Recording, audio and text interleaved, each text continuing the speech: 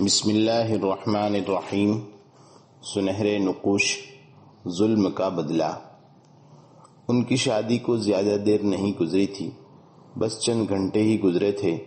میاں بیوی رات کا کھانا کھانے بیٹھے، اچانک کسی نے دروازے پر دستک دی۔ خاوند کو بڑا غصہ آیا کہ یہ کون ہماری خلوت میں آڑے آ رہا ہے۔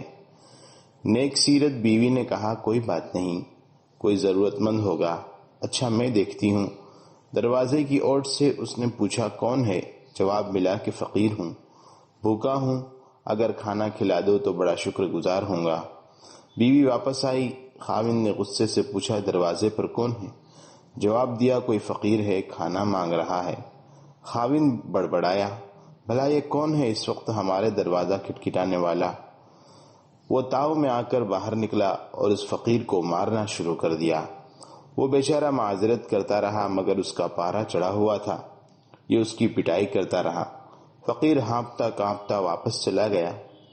اس کے جسم پر خراشیں آ چکی تھی، بھوک بھی بڑی سخت لگی ہوئی تھی۔ آج تک ایسا نہیں ہوا تھا کہ وہ کسی دروازے پر گیا ہو اور اس کے ساتھ ایسا ظالمانہ سلوک ہوا ہو، مگر کیا کیا جائے، یہ قسمت کی بات ہے۔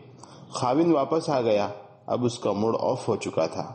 وہ بڑبڑاتا ہوا کھانے پر بیٹھ گیا۔ اس کی دلہن بھی پریشان نظر آ رہی تھی۔ پھر اچانک شوہر کی طبیعت خراب ہو گئی، اس سے چکر آنے لگے۔ اسے یوں محسوس ہوا جیسے کسی اندیکھی قوت نے اسے دبوچ لیا ہے۔ وہ بری طرح چلا رہا تھا۔ اسی حالت میں وہ گھر سے باہر نکل گیا۔ اس کی دلہن نہایت غمگین ہوئی اور پریشانی کے عالم میں خاوند کا انتظار کرتی رہی، مگر وہ گدھے کے سینگ کے مانند اس طرح غائب ہوا کہ پھر نہ آیا۔ ایک دن نہیں، کئی ہفتے گزر گئے، اس کی تلاش جاری رہی۔ رشتہ دار، اقربا سب پریشان ہو گئے، ہر جگہ تلاش کیا مگر بے فائدہ۔ اور پھر مہینے نہیں، کئی سال بیت گئے۔ اس کی بیوی اس کا مسلسل بے فائدہ انتظار کرتی رہی۔ لمبے زمانے کے بعد اس نے قاضی کی عدالت میں مقدمہ رکھا کہ میرا خاوند کئی برس سے غائب ہے، لہذا میرے مستقبل کا فیصلہ کیا جائے۔ چنانچہ عدالت نے شریعت مطہرہ کی روشنی میں اس کا نکاح ختم کر دیا۔ پھر اس کی شادی ایک نیک دل شخص کے ساتھ ہو گئی۔ شادی کو چند دن گزرے تھے کہ پھر وہی حالت پیش آئی جو اب سے کئی سال پہلے پیش آئی تھی۔ عورت نے دسترخوان پر کھانا لگایا، خاوند کھانے پر بیٹھا، ابھی چند لقمے ہی لیے تھے کہ کسی نے دروازہ کھٹکھٹایا۔ شوہر بولا، یہ کون ہے جو اس وقت ہماری خلوت میں آڑے آ رہا ہے؟ اچھا میں دیکھتا ہوں۔ اس کی بیوی کہنے لگی، آپ بیٹھے رہیے، میں جاتی ہوں۔ پھر اس نے دروازے کی اوٹ سے پوچھا، تم کون ہو اور کیا چاہتے ہو؟ دستک دینے والے نے کہا، میں فقیر ہوں، کئی دنوں سے بھوکا ہوں، کوئی مجھے کھانا کھلا دے۔ بیوی واپس آئی، خاوند کو بتایا کہ ایک فقیر ہے، کئی دن سے بھوکا ہے اور کھانا مانگ رہا ہے۔ خاوند نے اسی وقت دسترخوان سے کھانا اٹھایا اور بیوی سے کہا، جاؤ اسے دے دو اور کہو خوب پیٹ بھر کر کھانا کھا لے، اگر کھانا بچ گیا تو ٹھیک، ہم بھی کھا لیں گے، ورنہ اور کھانا پکا لیں گے۔ بیوی کھانا لے گئی، اس فقیر کو پیش کیا، پھر لوٹائی۔ اب اس کی آنکھوں میں آنسو تھے، وہ رو رہی تھی۔ خاوند نے پوچھا، کیا ہوا، کیوں رو رہی ہو؟ کیا اس فقیر نے کوئی سخت بات کہہ دی ہے؟ بیوی نے روتے ہوئے جواب دیا، نہیں نہیں، ایسی کوئی بات نہیں، یہ فقیر جو اب تمہارے دروازے پر بیٹھا کھانا کھا رہا ہے، در حقیقت یہ وہ شخص ہے جو کئی سال پہلے میرا خاوند تھا۔ میری اس سے شادی ہوئی، پہلی ہی رات ایک سائل ہمارے دروازے پر آیا، اس نے کھانا مانگا۔ میرا یہ خاوند غصے میں آ کر اٹھا اور فقیر کو خوب مارا، حتیٰ کہ اس کا خون نکل آیا۔ وہ فقیر نڈھال ہو کر چلا گیا۔ پھر اچانک میرے خاوند کو یوں محسوس ہوا گویا کسی بڑی طاقت نے اس کے حواس ختم کر لیے ہوں۔ وہ گھر سے بھاگ گیا۔ ہم نے اسے بہت تلاش کیا مگر وہ نہ ملا۔ اب مدتوں بعد میں نے اسے سائل کی حیثیت سے دیکھا ہے کہ وہ میرے دروازے پر کھڑا ہے اور بھیک مانگ رہا ہے۔ اس کے خاوند نے یہ بات سنی تو وہ بھی رونے لگا۔ بیوی نے حیران ہو کر پوچھا، تم کیوں رو رہے ہو؟ وہ بولا، کیا تمہیں معلوم ہے کہ تمہارے سابقہ خاوند نے جس آدمی کو مارا تھا وہ کون ہے؟ وہ کہنے لگی، تم ہی بتاؤ وہ کون ہے؟ خاوند نے بتایا کہ وہ شخص میں ہی تھا جسے اس نے اس دن مارا تھا۔ پاک ہے وہ ہستی جس نے ایک متکبر شخص سے ایک فقیر اور مسکین کا بدلہ لے لیا۔ مجھ سے اس نے جو ظلم بھرا سلوک کیا، جس طرح میری بے عزتی کی اور مجھ بھوکے پیاسے پر جو گزری، اللہ نے یہ سارا ماجرا خوب دیکھا۔ اس نے اس ظلم کو پسند نہ کیا اور اس شخص پر اپنا عذاب نازل کیا جس نے انسانیت کی ذلتی کی تھی۔ رب کریم نے مجھے میرے صبر کا پورا بدلہ دیا کہ میں نے مار کھائی، صبر کیا، ہاتھ نہ اٹھایا، زبان سے اف بھی نہ کہا۔ اللہ تعالیٰ نے مجھ پر کرم فرمایا اور مجھے اپنے فضل سے غنی کر دیا، اور اس ظالم شخص کو یہ سزا دی کہ اس کی عقل اور مال چھین لیا۔ اب وہ در بدر مارا مارا پھرتا ہے، اب وہ ایک بھکاری ہے۔ میں اس اللہ رب العزت کا شکر کیوں نہ ادا کروں جس نے تمہارے صبر کا اتنا میٹھا پھل دیا کہ تمہیں سابقہ ظالم خاوند سے نجات دے کر اس کے بدلے میں ایک اچھا شوہر عطا فرمایا۔ ارشاد باری تعالی ہے، تلک الایام نداولها بین الناس، ہم ان دنوں کو لوگوں کے درمیان عدل بدل کرتے رہتے ہیں۔ باپ سے بدسلوکی کا بھیانک انجام۔ اسمعی ایک دیہاتی کے حوالے سے بیان کرتے ہیں کہ اس نے یہ واقعہ سنایا، میں اپنی بستی سے یہ سوچ کر نکلا کہ سب لوگوں سے زیادہ بدبخت اور نیک بخت فرد کے بارے میں معلومات حاصل کروں اور اسے تلاش کروں۔ میں بستی بستی، نگر نگر بدبخت اور نیک بخت ڈھونڈتا رہا۔ ایک بستی سے میرا گزر ہوا تو میں نے دیکھا کہ ایک بوڑھے شخص کی گردن میں ایک رسی بندھی ہوئی ہے اور اس رسی کے ساتھ ایک بڑی سی بالٹی لٹک رہی ہے۔ اس کے پیچھے ایک نوجوان تھا، وہ اس رسی کو کھینچ رہا تھا جو بوڑھے کی گردن سے بندھی ہوئی تھی، ساتھ ساتھ وہ اسے چابک سے مارتا بھی جا رہا تھا۔ میں نے نوجوان سے کہا، اس بوڑھے اور کمزور شخص کے بارے میں تجھے اللہ تعالیٰ کا خوف نہیں ہے؟ اس کی گردن میں تو پہلے ہی ایک رسی اور بڑی بالٹی لٹک رہی ہے جس سے یہ پریشان ہے، اس کے باوجود اسے چابک بھی مار رہا ہے، تو کتنا سفاک ہے۔ نوجوان کہنے لگا، ہاں، مگر تمہاری اطلاع کے لیے بتا دوں کہ یہ میرا باپ ہے۔ میں نے اس سے کہا، اگر یہ تیرا باپ ہے تو میری دعا ہے کہ اللہ تعالیٰ تجھے کوئی بھلائی نہ دے۔ کیا کوئی اپنے ہی باپ کے ساتھ اس طرح کا ظالمانہ سلوک کرتا ہے؟ نوجوان بولا، اسکت فہکذا کان یصنع بأبیہ وکذا کان یصنع ابوہ بجدہ۔ خاموش رہو، تمہیں کیا معلوم، یہ بھی اپنے باپ کے ساتھ ایسا ہی برتاؤ کرتا تھا جیسا مجھے اس کے ساتھ کرتے ہوئے دیکھ رہے ہو، اور پھر اسی طرح اس کا باپ بھی اس کے دادا کے ساتھ یہی کچھ کیا کرتا تھا۔ میں نے اپنی آنکھوں سے یہ سب کچھ دیکھ کر کہا، ھذا اعق الناس، بس یہی بوڑھا سب سے زیادہ بدبخت ہے۔ اس واقعے سے معلوم ہوا کہ والدین کے ساتھ حسن سلوک کرنے والا دنیا میں سب لوگوں سے زیادہ نیک بخت اور خوش قسمت ہے۔ اس کے برعکس سب سے بڑا بدبخت وہ ہے جو اپنے والدین سے برا سلوک کرتا ہے اور انہیں تکلیف دیتا ہے۔ خبردار، دشمن ہر وقت موقع کی تلاش میں ہے۔ اللہ تعالیٰ کا ارشاد ہے، کمثل الشیطان اذ قال للانسان اکفر فلما کفر قال انی بریء منک انی اخاف اللہ رب العالمین۔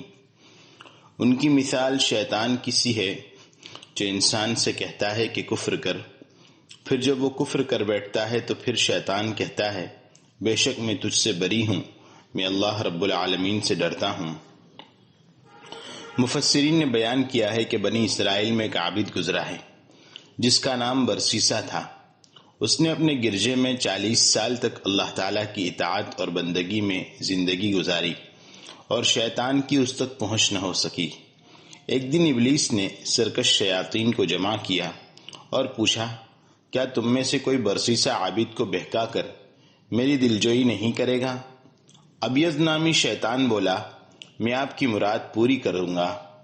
پھر ابیض نے راہب کی شکل اختیار کی اور برسیسا عابد کے گرجے میں پہنچ کر اسے آواز دی۔ عابد نے کوئی جواب نہیں دیا۔ برسیسا عابد کی عادت تھی کہ وہ ہر 10ویں دن اپنی نماز سے فارغ ہو کر دوسرے امور کی جانب متوجہ ہوتا تھا اور 10ویں دن ہی روزے سے ناغہ کرتا تھا، بقیہ دنوں میں روزے سے ہوتا تھا۔ جب شیطان نے دیکھا کہ عابد اس کا کوئی جواب نہیں دے رہا ہے تو وہ بھی گرجے کے نیچے کھڑا ہو کر عبادت میں مشغول ہو گیا۔ برسیسا اپنی عبادت سے فارغ ہو کر ادھر متوجہ ہوا تو شیطان کو اچھی حیت میں بڑے خشوع اور خضوع کے ساتھ نماز پڑھتے دیکھا۔ برسیسا نے اسے آواز دی اور پوچھا، تیری کیا حاجت ہے؟ شیطان نے کہا، میری خواہش ہے کہ میں آپ کے ساتھ رہوں، آپ کے عمل سے استفادہ کروں، آپ کے آداب اپناؤں اور ہم دونوں عبادت بھی ایک ساتھ ہی کریں۔ برسیسا نے یہ سن کر کہا، عبادت ہی میری مشغولیت ہے، اگر میں تیرے ساتھ رہا تو میری مشغولیت میں کمی آ جائے گی۔ یہ کہہ کر برسیسا اپنی عبادت میں لگ گیا۔ ادھر ابیس شیطان بھی اپنی نماز پڑھنے لگا۔ برسیسا نے 40 دن تک اس کی طرف آنکھ اٹھا کر بھی نہیں دیکھا۔ 40 دن بعد ادھر متوجہ ہوا تو دیکھا کہ نئے عابد صاحب تو بڑے انہماک سے نماز پڑھ رہے ہیں۔ برسیسا نے نئے عابد یعنی شیطان کی یہ عبادت اور ریاضت دیکھی تو پھر پوچھ بیٹھا، تیری کیا حاجت ہے؟ اس نے وہی بات کہی جو پہلے کہہ چکا تھا۔ برسیسا نے اب اسے اپنے ساتھ رہنے کی اجازت دے دی۔ چنانچہ یہ نیا عابد برسیسا کے گرجے میں اس کے ساتھ 1 سال تک رہا۔ اس دوران وہ ہر 40ویں دن افطار کرتا اور باقی دنوں میں روزے رکھتا تھا، اور ہر 40ویں دن عبادت اور بندگی سے کچھ فرصت پاتا تھا، جبکہ بقیہ دنوں صرف عبادت ہی میں گزارتے تھا۔ جب برسیسا نے عبادت اور ریاضت میں نئے عابد یعنی شیطان کی یہ کڑی محنت دیکھی تو اسے بہت بھلی لگی اور اس کا دل اس نئے عابد کی طرف کھینچنے لگا۔ 1 سال بیت گیا تو اب یہ شیطان نے برسیسا عابد سے کہا، اب میں چلتا ہوں، یوں کہ میرا ایک دوسرا ساتھی بھی ہے۔ میں دیکھ رہا ہوں کہ آپ گمان سے بڑھ کر عبادت اور ریاضت کے عادی اور اس میں سخت محنت کرنے والے ہیں، جبکہ ہمیں آپ کے بارے میں جو خبر ملی تھی وہ میری آنکھوں دیکھی سے بالکل الگ ہے۔ یہ بات برسیسا پر نہایت بھاری گزری، کیونکہ نئے عابد یعنی شیطان کی جدائیگی اسے گوارا نہیں ہوئی۔ اب یہ شیطان نے جب الوداع کہا تو برسیسا عابد سے کہنے لگا، میرے پاس چند اوراد اور وظائف ہیں، وہ آپ کو سکھلائے دیتا ہوں۔ اللہ تعالیٰ ان کے ذریعے بیمار کو شفایاب کر دے گا اور آزمائش کا شکار راحت پائے گا۔ برسیسا عابد نے کہا، مجھے مرتبہ اور منزلت ناپسند ہے، کیونکہ میں عبادت اور ریاضت میں مشغول رہتا ہوں۔ خطرہ رہتا ہے خدا نخواستہ لوگ اس سے واقف ہو جائیں، اس طرح لوگ مجھے عبادت اور بندگی میں مشغول نہیں رہنے دیں گے بلکہ اس سے دور کر دیں گے۔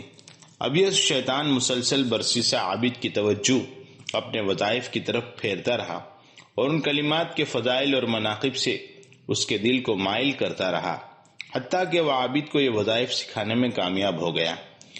اب یہ شیطان ایک لمبی مدت تک سخت مشقت اٹھا کر اور ایک عابد کو گمراہی کی راہ پر ڈال کر اپنے سردار ابلیس کے دربار میں پہنچا اور کہنے لگا، اللہ کی قسم، میں نے برسیسا عابد کو ہلاکت اور بربادی کی ڈگر پر گامزن کر دیا ہے۔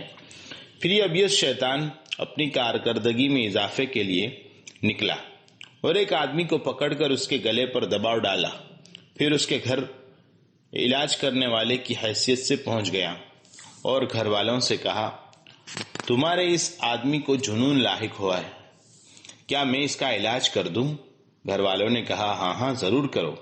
اس نے کچھ جھاڑ پھونک کا عمل دکھلانے کے بعد گھر والوں سے کہا، اس کا جن بڑا خطرناک ہے، اس پر قابو پانا میرے بس کا روگ نہیں، البتہ میں تمہیں ایک عابد کا پتہ دیتا ہوں، اس کی دعا سے یہ شفایاب ہو سکتا ہے۔ گھر والوں نے پوچھا، اس کا پتہ کیا ہے؟ اس نے بتایا، تم لوگ برسیسا عابد کے پاس جاؤ، اس کے پاس اسم اعظم ہے جس سے تمہارا بیمار تندرست ہو جائے گا۔ یہ لوگ برسیسا عابد کی خدمت میں حاضر ہوئے۔ اس نے ابیس شیطان کے سکھائے ہوئے کلمات کے ساتھ دعا کی تو شیطان نے بیمار سے دباؤ ہٹا لیا۔ اس طرح جنون والا شخص شفایاب ہو گیا۔ اب یہ شیطان لوگوں کے ساتھ اسی طرح کی حرکات کرتا اور انہیں برسیسا عابد کے پاس بھیجتا رہا۔ وہاں جا کر وہ لوگ شفایاب ہو جاتے تھے۔ ایک لمبے زمانے کے بعد اب یہ شیطان بنی اسرائیل کے بادشاہ کی لڑکی کے پاس آیا اور اس کا بھی گلا گھونٹ دیا۔ لڑکی کے 3 بھائی تھے۔ ان کے پاس یہ شیطان علاج کرنے والے کی شکل میں پہنچا اور بولا، کیا میں اس لڑکی کا علاج کر دوں؟ بھائیوں نے کہا، ہاں ہم تو یہی چاہتے ہیں۔ شیطان نے کچھ کرتب دکھلانے کے بعد کہا، اس لڑکی پر کوئی سرکش شیطان سوار ہو گیا ہے، اسے بھگانا میرے بس کا روگ نہیں، البتہ تمہاری ایک آدمی کی طرف رہنمائی کرتا ہوں، اس لڑکی کو اس کے پاس چھوڑاؤ، جب سرکش شیطان آئے گا تو وہ اس لڑکی کے لیے دعا کر دے گا اور یہ ٹھیک ہو جائے گی۔ بھائیوں نے پوچھا وہ کون آدمی ہے؟ اس نے بتایا برسیسا عابد جو فلاں گرجے میں رہتا ہے۔ بھائیوں نے عرض کیا برسیسا عابد کیوں کر ہماری بہن کا علاج کر سکتا ہے جبکہ اس کا مرتبہ اس سے کہیں زیادہ اونچا ہے؟ اب یہ شیطان نے کہا اگر وہ علاج کرنے کے لیے تیار ہو جائے تو ٹھیک ہے، ورنہ لڑکی کو اسی کے گرجے میں رہنے دینا اور اس سے کہہ دینا کہ یہ تیرے پاس امانت ہے۔ لڑکی کے بھائی برسیسا عابد کی خدمت میں حاضر ہوئے اور اسے حالات سے باخبر کیا تو اس نے علاج کرنے سے انکار کر دیا، چنانچہ انہوں نے لڑکی کو اسی کے پاس گرجے ہی میں چھوڑ دیا۔ بعض دیگر روایات کے مطابق گرجے کی گوشے میں ایک غار تھا۔ برسیسا عابد نے غار کی طرف اشارہ کرتے ہوئے لڑکی کے بھائیوں سے کہا لڑکی کو اس غار میں چھوڑ دو، چنانچہ بھائیوں نے لڑکی کو اس غار میں چھوڑا اور چلے گئے۔ پھر ابیض شیطان برسیسا عابد کے پاس آیا اور اس سے کہا اس لڑکی کے پاس جاؤ اور اس کے بدن پر صرف ہاتھ پھیر دو، وہ شفایاب ہو جائے گی اور اپنے گھر واپس چلی جائے گی۔ برسیسا عابد لڑکی کی طرف چلا، جب غار کے دروازے پر قریب پہنچا تو شیطان جلدی سے غار میں گھس گیا اور لڑکی کے پاس جا پہنچا۔ وہ لڑکی اسے دیکھ کر ہاتھ پاؤں مارنے لگی، جس کی وجہ سے اس کے جسم کا کپڑا زمین پر گر گیا۔ ادھر جب برسیسا عابد کی نظر پہلی دفعہ حسن و جمال کی ایسی زبردست پری پر پڑی تو وہ بے قابو ہو گیا، اپنے آپ کو کنٹرول میں نہ رکھ سکا اور اس سے اس طرح چمٹ گیا کہ اس کے حاملہ ہونے تک اس سے لپٹا ہی رہا۔ برسیسا عابد کا منہ کالا کرانے کے بعد یہ شیطان بولا تیری بربادی ہو برسیسا، تو نے زنا کا ارتکاب کر کے بہت بھاری غلطی کی ہے، اب تیرے بچنے کا ایک ہی طریقہ ہے کہ تو اس لڑکی کو قتل کر دے اور اللہ رب العزت کے دربار میں خالص توبہ کر لے۔ جب لڑکی کے بھائی تجھ سے اس کے بارے میں پوچھیں تو کہہ دینا کہ لڑکی کا شیطان آیا تھا، وہ لڑکی کو لے کر بھاگ گیا۔ شیطان مسلسل برسیسا عابد کو سمجھاؤ دیتا رہا، نتیجہ یہ نکلا کہ اس نے لڑکی کو قتل کر کے کسی جگہ دفن کر دیا اور اپنے گرجے میں لوٹ آیا۔ پھر عبادت اور بندگی میں مشغول ہو گیا۔ وہاں لڑکی کے بھائی آئے اور لڑکی کے بارے میں پوچھا اے برسیسا تو نے ہماری بہن کو کیا کیا؟ اس نے جواب دیا لڑکی کا شیطان آیا اور اسے لے کر فرار ہو گیا، میں اس سے لڑکی کو نہیں چھڑا سکا۔ بھائیوں نے برسیسا کی عابد کی بات سچ مان لی اور واپس چلے گئے۔ بعض روایات کے مطابق برسیسا عابد نے کہا میں نے تمہاری بہن کے لیے اللہ تعالیٰ سے دعا کی، وہ شفایاب ہو گئی اور تمہاری طرف واپس چلی گئی۔ یہ سن کر بھائی اپنی بہن کی تلاش میں ادھر ادھر پھیل گئے۔ جب یہ لوگ شام سو گئے تو سب سے بڑے بھائی کے خواب میں وہی شیطان آیا۔ اس نے کہا تیری خرابی ہو، برسیسا عابد نے تیری بہن سے یہ شرمناک حرکت کی ہے اور اسے فلاں پہاڑ کے پاس ایک جگہ پر دفن کر دیا ہے۔ بھائی نے دل ہی دل میں کہا یہ خواب برا خواب ہے، برسیسا عابد سچا ہے۔ وہ شیطان اسی طرح مسلسل 3 راتوں تک اس بڑے بھائی کے خواب میں آ کر اسے برسیسا عابد کے خلاف ورغلاتا رہا، لیکن اسے کوئی نتیجہ خیز جواب نہ مل سکا۔ چنانچہ وہ یکے بعد دیگرے پہلے بھائی اور پھر چھوٹے بھائی کے خواب میں اسی طرح آیا۔ چھوٹے بھائی نے دونوں بڑے بھائیوں سے اپنا خواب بیان کیا اور بڑے بھائیوں نے بھی بتایا کہ ہمیں بھی ایسا ہی خواب آیا ہے۔ اب وہ تینوں بھائی دوبارہ برسیسا عابد کے پاس آئے اور اپنی بہن کے بارے میں دریافت کیا۔ برسیسا عابد نے جواب دیا میں نے تم لوگوں کو تمہاری بہن کی خبر سے واقف کر دیا ہے، لیکن شاید تم مجھ پر الزام لگا رہے ہو۔ بھائیوں نے کہا اللہ کی قسم ہماری طرف سے آپ پر کوئی الزام نہیں۔ یہ لوگ اس بات سے بہت شرمندہ ہوئے اور اپنے گھر واپس چلے گئے، مگر شیطان بھلا کب خاموش رہنے والا تھا۔ ان کے پاس پھر آ دھمکا اور کہا تم لوگ برباد ہو جاؤ، تمہاری بہن فلاں جگہ دفن کی گئی ہے، جا کر دیکھو اس کا ازار بند بھی مٹی کے اوپر ہی نظر آ رہا ہے۔ وہ لوگ شیطان کی بتلائی ہوئی جگہ پہنچے، زمین کھودی، اب جو دیکھا تو لڑکی کی لاش موجود تھی۔ یہ دیکھ کر وہ غضبناک ہو گئے، فوراً برسیسا عابد کے پاس پہنچے اور کہا چل اللہ کے دشمن نیچے اتر، تو نے ہماری بہن کو کیوں قتل کیا؟ پھر ان لوگوں نے برسیسا عابد کا گرجا گرا دیا، اس کی گردن میں رسی باندھی اور اسے کھینچتے ہوئے بادشاہ کے دربار پہنچے۔ بادشاہ کے روبرو برسیسہ عابد نے اپنے جرم کا اقرار کیا اور بتایا کہ اس جرم پر اسے شیطان نے اکسایا تھا۔ بادشاہ نے کہا تو نے لڑکی کو کیوں قتل کیا؟ اب اس کا اعتراف بھی کر رہا ہے، بس تیری سزا موت ہے۔ پھر بادشاہ نے برسیسہ عابد کے قتل کا حکم جاری کر دیا۔ اب یہ شیطان برسیسہ عابد کے پاس آیا اور پوچھا کیا تم مجھے پہچانتے ہو؟ برسیسہ عابد نے کہا نہیں۔ شیطان نے کہا میں تمہارا وہی دوست ہوں جس نے تمہیں وظائف سکھلائے تھے۔ تمہاری خرابی ہو، تمہارے پاس جو امانت رکھی گئی اس میں تم نے اللہ کا خوف نہیں کیا اور خیانت کر ڈالی۔ کیا تمہیں اللہ سے شرم نہیں آئی؟ تم نے تو بادشاہ کے سامنے جرم بھی قبول کر لیا، اور یوں تم نے خود اپنی اور اپنے جیسے دوسرے عابدوں کی بھی مٹی پلید کر دی۔ اگر تمہیں اسی حال پر موت آ جائے تو تم اور تمہارے جیسا کوئی بھی نجات نہ پا سکے گا۔ برسیسہ عابد نے پوچھا پھر مجھے کیا کرنا چاہیے؟ شیطان نے کہا میری ایک بات مان لو تو میں تمہیں بچا دوں گا، ان لوگوں کی آنکھوں سے اوجھل کر دوں گا اور تمہیں تمہاری موجودہ قید سے رہائی دلا دوں گا۔ برسیسہ نے پوچھا وہ کون سی بات ہے؟ شیطان نے کہا مجھے سجدہ کرو۔ شیطان نے کہا مجھے سجدہ کرو۔ برسیسہ نے شیطان کو سجدہ کر دیا۔ شیطان بولا بس میں تجھ سے یہی گھراؤنا جرم کرانا چاہتا تھا، اب تیرا انجام کفر نکلا، اور کہا انی بریء منک، میں تجھ سے بری ہوں۔ پھر برسیسہ قتل کر دیا گیا۔ امام بغوی فرماتے ہیں اللہ تعالیٰ نے یہ مثال یہودیوں کے لیے بیان فرمائی جنہیں منافقین مدینہ نے دھوکہ میں ڈال دیا۔ وہ بنو نذیر کی مدد اور دفاع کا وعدہ کر کے انہی مسلمانوں کے خلاف اکساتے رہے، اور مشکل وقت میں آنے پر شیطان کی طرح ان سے لا تعلق ہو گئے اور کہنے لگے بھائی ہم لوگ تو مسلمان ہیں، اللہ سے ڈرنے والے ہیں، تمہاری مدد کیسے کریں؟ دولت کا نشہ، ایک عبرتناک واقعہ۔ مشہور تاجر 5 اسٹار ہوٹل کی لابی میں بیٹھا اپنی سوچوں میں گم ہے۔ وہ ہمیشہ الجزائر کے دارالحکومت کے اسی ہوٹل میں ٹھہرتا ہے۔ اس کے سامنے روم کے جھیل کا نیلا پانی حد نگاہ تک پھیلا ہوا ہے۔ پانی کی لہریں اٹھتی اور ساحل تک پہنچتے پہنچتے دم توڑ دیتی۔ دور سے بادل ہوا کے دوش پر تیرتے ہوئے آئے اور نیلے آسمان پر چھا گئے۔ موسم مناسب تھا، نہ گرمی نہ سردی۔ اس کے سامنے میز پر چائے رکھی ہوئی تھی۔ اس نے بادلوں کی طرف دیکھا اور بولنے لگا کتنے خوبصورت ہیں یہ بادل، کبھی نہیں رکتے، تمہاری زندگی بھی تو ایسی ہی ہے نا، مسلسل کوشش میں سرگرداں، کبھی نہ رکنے والی کبھی نہ تھمنے والی۔ ساری زندگی مال اور جاہ کی تلاش میں گزر گئی۔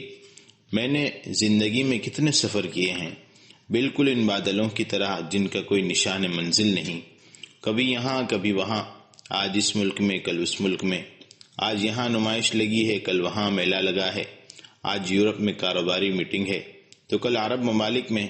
ایک ہی منزل، ایک ہی تمنا کہ میں کسی طرح دنیا کا کامیاب بزنس مین بن جاؤں، دنیا کے چند امیر کبیر لوگوں میں میرا بھی نام ہو جائے، میں ارب پتی کہلاؤں۔ یہ مقصد حاصل کرنے کے لیے اس نے کتنی کڑی محنت کی، کتنا وقت بیرون ملک گزارا۔ اس نے اپنے آپ سے سرگوشی کرتے ہوئے پوچھا تمہاری کتنی راتیں بیوی بچوں کے ساتھ گزری ہیں اور کتنی 5 اسٹار ہوٹلوں میں؟ یقیناً جو وقت بیوی بچوں کے بغیر گزرا ہے وہ زندگی کا ایک بڑا حصہ ہے۔ پھر وہ قد آدم آئینے کے سامنے کھڑا ہو گیا، اپنی شکل دیکھی تو چونک پڑا، اف یہ میرا چہرہ ہے، اف خدایا میری جوانی کہاں چلی گئی؟ اس نے اپنے آپ سے سوال کیا۔ بلا شبہ میں نے بڑی دولت جمع کر لی ہے، میں بڑا معروف بزنس مین بن گیا ہوں، میری خوبصورت سی بیوی ہے اور میرا پیارا سا بیٹا بھی ہے۔ بیوی اور بچے کا خیال آتے ہی اس کے دل میں خوشی کا احساس بیدار ہوا۔ اب تو میرا بیٹا جوان ہو گیا ہے، میری ساری جائیداد کا تنہا وارث، کاش ان لمحات میں میری بیوی اور میرا اکلوتا بیٹا میرے پاس ہوتے۔ میری اس سے آخری سرسری ملاقات آج سے چند ماہ پہلے ہوئی تھی، شاید وہ 18ویں سال میں ہے، مگر یہ یقینی بات ہے کہ وہ انجینئرنگ یونیورسٹی کا طالب علم ہے، بس اب وہ انجینئر بننے ہی والا ہے۔ احمد انہی تصورات میں گم تھا کہ اس کے کمرے میں ٹیلی فون کی گھنٹی بجی، ٹرن ٹرن کی آواز دم بدم آ رہی تھی۔ اس نے آنکھیں کھولی، لپک کر ریسیور پکڑا کال قاہرہ سے آ رہی تھی۔ فون پر اس کا بڑا بھائی بات کر رہا تھا۔ اس نے ریسیور کان سے لگایا۔ وہ کہہ رہا تھا فوراً پہنچ جاؤ، تمہاری بیوی خطرے کی حالت میں ہے، فوراً آ جانا، کہیں ایسا نہ ہو کہ تم اسے دیکھ ہی نہ سکو۔ ہاں ٹریفک کے حادثے میں شدید زخمی ہو گئی ہے۔ ہاں حالت سخت خطرناک ہے۔ احمد نے کہا اسے فوراً خصوصی طیارے کے ذریعے یورپ منتقل کر دو، میں بھی وہاں پہنچ جاؤں گا، چاہے کتنی ہی رقم خرچ ہو جائے، کوئی پرواہ نہیں، بس اسے زندہ رہنا چاہیے۔ جلدی آ جاؤ، ہم علاج کرا دیتے ہیں، بس تم لیٹ نہ ہونا۔ فون کال ختم ہو گئی۔ اس نے ریسیور رکھا۔ پھر وہ ارب پتی بچوں کی طرح رونے لگا۔ وہ فوراً پہلی فلائٹ پر قاہرہ کے لیے روانہ ہو گیا۔ ایئرپورٹ پر اس کا بڑا بھائی اس کے انتظار میں تھا۔ کئی سال بعد اس سے ملاقات ہو رہی تھی۔ ان کی آپسی ملاقات میں اتنی لمبی مدت کے خلا کا سبب کاروباری مسائل اور مصروفیات تھیں۔ برسوں بعد دونوں نے معانقہ کیا۔ بزنس مین نے بےتابی سے اپنے بڑے بھائی سے پوچھا، اب میری بیوی کیسی ہے؟ بھائی نے بڑے غمگین لہجے میں جواب دیا، تمہاری بیوی اب اس دنیا میں نہیں، تھوڑی دیر پہلے وہ زخموں کی تاب نہ لا کر وفات پا گئی ہے۔ انا للہ و انا الیہ راجعون۔ یہ سن کر ارب پتی بچوں کی طرح بلکنے لگا۔ اس کی ہنچیاں بند گئی۔ اس کے بھائی نے اسے گلے لگایا۔ بھائی کے دلاسے اور گلے لگانے سے اسے کچھ حوصلہ اور تسلی ملی۔ بھائی کی محبت، غرض مندی، مفادات اور دھوکے سے پاک تھی۔ اس نے بھائی سے پوچھا، میری بیوی کی لاش کہاں ہے؟ بھائی نے بتایا، وہ اس وقت پوسٹ مارٹم کے لیے گئی ہے۔ میرا خیال تھا کہ ہم اسے فوراً دفن کر دیں، لیکن میں چاہتا تھا کہ تم الوداعی نظر ڈال لو اور اسے اپنے ہاتھوں سے دفن کرو۔ احمد نے اب اپنے بیٹے کے بارے میں پوچھا، اسے تمہارے ساتھ یہاں ایئرپورٹ پر ہونا چاہیے تھا، وہ کیوں نہیں آیا؟ کدھر ہے وہ؟ بھائی نے کہا، ہاں وہ کسی وجہ سے میرے ساتھ نہیں آ سکا۔ پھر احمد اپنے بھائی کے ساتھ گاڑی میں بیٹھ گیا۔ گاڑی کا رخ گھر کی طرف تھا۔ احمد کا بڑا بھائی نبیل کسی اور ہی فکر میں مبتلا ہے۔ میں اسے کیسے بتاؤں یہ حادثہ کیسے ہوا، کیوں ہوا، اس کا ذمہ دار کون ہے اور اس کا بیٹا کہاں ہے؟ احمد نے دیکھا کہ گاڑی کا رخ اس کے گھر کی طرف نہیں ہے۔ اس نے پوچھا، بھائی تم کس طرف جا رہے ہو؟ یہ میرے گھر کا راستہ نہیں ہے، لگتا ہے کہ تم اپنے گھر جا رہے ہو۔ احمد کا بڑا بھائی نبیل کوئی امیر کبیر آدمی نہ تھا۔ ایک درمیانی درجے کا شہری اور مقامی ہائی اسکول میں ٹیچر تھا۔ معمولی سی تنخواہ تھی، مگر ایک چیز قابل توجہ تھی، اور وہ یہ کہ اس کے چھوٹے بھائی نے اس کی کبھی مدد نہیں کی تھی۔ نبیل بھائی کو سہارا دیتے دیتے خاص کمرے میں لے گیا اور اندر کا دروازہ بند کر لیا۔ کئی مرتبہ اس نے زبان کھولنے کی کوشش کی، مگر ہر مرتبہ وہ کچھ سوچ کر چپ ہو جاتا۔ احمد نے بےتابی سے کہا، بھائی لگتا ہے کہ آپ مجھ سے کچھ چھپانے کی کوشش کر رہے ہیں۔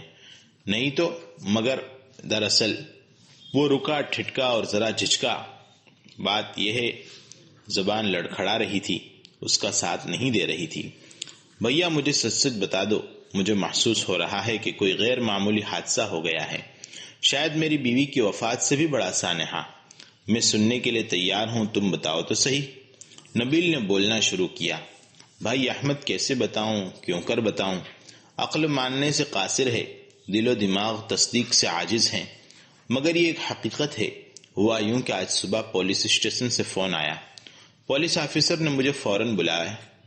میں نے بلانے کا سبب پوچھا تو وہ کہنے لگا کہ جب تم پولیس اسٹیشن آؤ گے تو سب کچھ معلوم ہو جائے گا۔ میں فوراً پولیس اسٹیشن پہنچا۔ وہاں میں نے جو کچھ دیکھا، کاش میں نہ دیکھتا۔ میں نے تمہارے اکلوتے اور لاڈلے بیٹے کو اس حالت میں دیکھا کہ اس کے کپڑے پھٹے ہوئے تھے، خون کے دھبے لگے ہوئے تھے، اور وہ پولیس آفیسر کے کمرے میں زمین پر اکڑو بیٹھا تھا۔ میں نے پولیس آفیسر سے پوچھا کہ آخر میں یہ کیا قیامت دیکھ رہا ہوں؟ پولیس آفیسر نے میرے کسی سوال کا جواب نہیں دیا۔ پھر میری کھوئی کھوئی آنکھوں نے تمہارے بیٹے کی طرف دیکھا۔ اس نے مجھے دیکھا تو ایک دم کھڑا ہو گیا، میرے سینے سے لگ گیا اور بے اختیار رونا شروع کر دیا۔ وہ دھاڑیں مار مار کر روتا ہی چلا گیا۔ میں نے پوچھا، بیٹے بتاؤ تو صحیح، یہ تم کس حالت میں پہنچ گئے ہو؟ مگر وہ مسلسل روتا رہا۔ میں نے پھر پولیس آفیسر سے پوچھا، بتاؤ تو صحیح ہوا کیا ہے؟ میرے بار بار پوچھنے پر بالآخر پولیس آفیسر نے جواب دیا۔ اس نے کہا، تمہارا یہ بدبخت بھتیجا یہ شہزادہ، یہ امیر زادہ ہیروئن پیتا ہے اور اس نے اپنی ماں کو قتل کر دیا ہے۔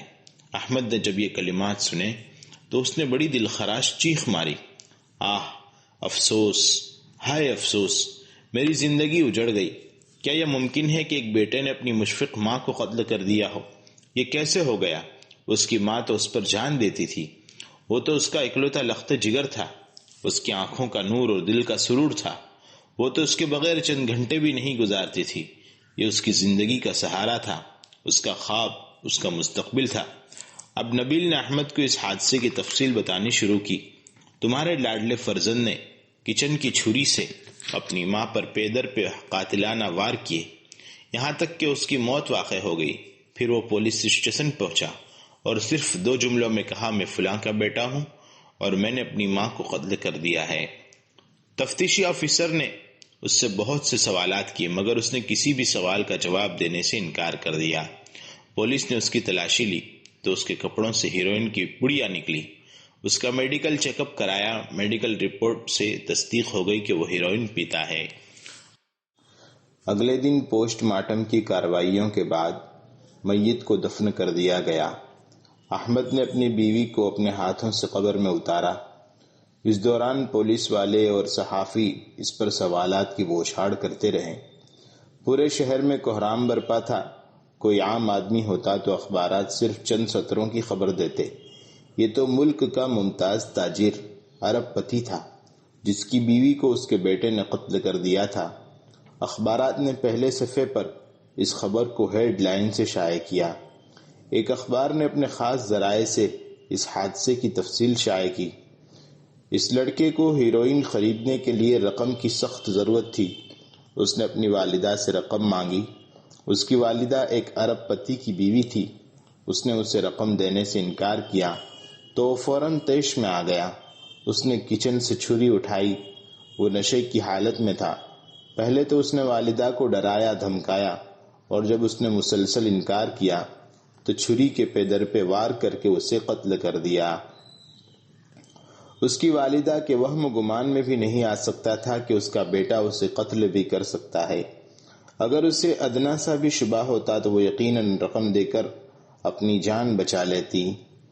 ماں کے جسم سے خون کے فوارے ابلتے دیکھے تو بیٹے کو جھٹکا لگا اور اس کا نشہ ختم ہو گیا، مگر اب اس کا ہوش پہ آنا بے فائدہ تھا، کیونکہ اب وہاں کچھ نہ تھا۔ اب وہاں اس کی ماں کی سرد لاش پڑی ہوئی تھی۔ چنانچہ اس نے اپنے آپ کو خود ہی پولیس کے حوالے کر دیا۔ اخبار نے مزید لکھا کہ اس حادثے کا سبب یہ ہے کہ ایک پڑھی لکھی فیملی جس کا سربراہ ایک معروف کمپنی کا مالک ہے، ارب پتی ہے، دنیا کے مختلف ممالک میں اس کے کاروبار، فیکٹریاں اور بینک بیلنس ہیں، دراصل اپنی فیملی پر توجہ نہ دے سکا۔ 1 سال پہلے اس کے بیٹے کو یونیورسٹی سے ہیروئن پینے کے جرم میں نکال دیا گیا تھا۔ احمد نے اخبار میں لکھے ہوئے الفاظ بار بار پڑھے، اپنے آپ کو ٹٹولا کہ اس حادثے کا ذمہ دار وہ خود تو نہیں۔ اور پھر باپ بیٹے کے حوالات میں ملاقات ہوئی۔ بڑی دردناک فضا تھی۔ ہیڈ وارڈن نے دروازہ کھولا۔ باپ بیٹا آمنے سامنے، لمبی خاموشی، ایک الم انگیز سانحہ، ایک حسرتناک ملاقات۔ کیا کہیں، کیا بولیں، گفتگو کی شروعات کہاں سے ہو؟ بالآخر برف ٹوٹی۔ بیٹے نے اپنی منتشر طاقتوں کو جمع کیا۔ باپ سے ملاقات ہوئے کئی مہینے گزر چکے تھے۔ اٹک اٹک کر پوچھا، آپ بیرون ملک سے کب آئے؟ باپ نے مشکل سے جواب دیا، 2 دن پہلے۔ بیٹے نے کہا، واپس کب جائیں گے؟ باپ نے کہا، اس ملاقات کے فوراً بعد۔ بیٹے نے بڑی حسرت اور ندامت سے پوچھا، کہاں جائیں گے؟ باپ نے اپنے آنسوؤں پر قابو پاتے ہوئے کہا، تمہاری پیاری ماں کے پاس۔ اور پھر دونوں دھاڑے مار مار کر رونے لگے۔ پھر اس کے بیٹے نے حادثے کی تفصیل سناتے ہوئے کہا، 2 سال پہلے میں ہیروئن سے متعارف ہوا۔ میرے گمراہ دوستوں نے کہا، لو ہیروئن پیو، یہ جادو کی پڑیا ہے، اس سے تم اپنے تمام غم اور پریشانیاں بھول جاؤ گے، تمہیں جنسی طاقت ملے گی، سرور اور کیف آور نشہ تمہیں ستاروں سے آگے پہنچا دے گا۔ مگر جب میں نے ہیروئن پی لی تو اس کا نتیجہ بالکل الگ تھا۔ جوں جوں یہ زہر میری رگوں میں اترا، میں اپنے آپ سے بیزار ہوتا چلا گیا۔ مسلسل تھکن اور غفلت کی نیند کا غلبہ میرا مقدر بن گیا۔ قوت ارادی ختم ہو گئی، حافظہ کمزور ہو گیا، ہمت سست پڑ گئی، جسم کی طاقت ختم ہو گئی، شعور اجڑ گیا، عقل جاتی رہی، پاگلوں سے بھی بدتر ہو گیا، اپنے بیگانے کی پہچان ہی ختم ہو گئی۔ میرے ساتھی جو اس گھناؤنے کھیل میں میرے شریک کار تھے، ان کی حالت بھی مجھ سے الگ نہ تھی۔ کتنے ہی ایسے تھے کہ ان کا کاروبار ختم ہو گیا، مسلسل نقصان کی وجہ سے وہ دیوالیہ ہو گئے۔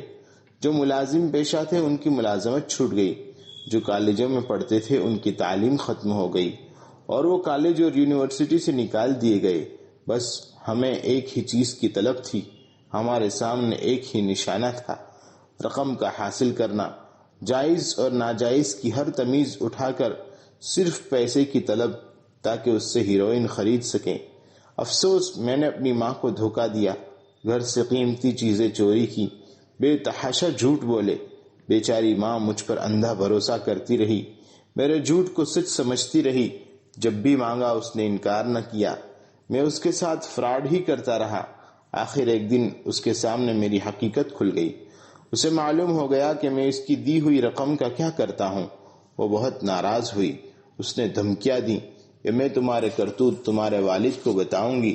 اس نے مجھے بہت سمجھایا، محبت سے، پیار سے، خوشامد سے، کبھی گلے سے لگایا، کبھی میرے سر پر ہاتھ پھیر کر مجھے چمکارا اور زندگی کی اونچ نیچ سمجھائی۔ اس نے مجھے بڑی درد مندی اور دل سوزی سے کہا، تم ہسپتال میں داخل ہو جاؤ، میں تمہارا علاج کراتی ہوں۔ میں نے انکار کر دیا۔ وقت کے ساتھ ساتھ میں نشے کا اور زیادہ رسیا ہوتا چلا گیا۔ ہیروئن خریدنے کے لیے مجھے اور زیادہ رقم کی ضرورت پیش آنے لگی، مگر والدہ نے رقم دینا بند کر دی۔ اس کا رویہ سخت ہوتا گیا۔ نوجوان تھوڑی دیر کے لیے رکا، خلا میں گھورتا رہا۔ چند منٹ بعد پھر اس کی زبان چل پڑی۔ جس دن میں نے یہ گھناؤنا جرم کیا، اس روز مجھے اپنے علاوہ اپنے ساتھیوں کے لیے بھی ہیروئن کی سخت ضرورت تھی، اور اس کے لیے رقم درکار تھی۔ میں نے والدہ سے 1000 پاؤنڈ مانگے۔ میں نے جھوٹ بولا کہ میری گاڑی کا ایکسیڈنٹ ہو گیا ہے، اس کی مرمت کرانی ہے، مگر اسے خوب معلوم تھا کہ میں جھوٹ بول رہا ہوں۔ اس نے رقم دینے سے انکار کر دیا۔ میرے ذہن میں ایک شیطانی منصوبہ ابھرا۔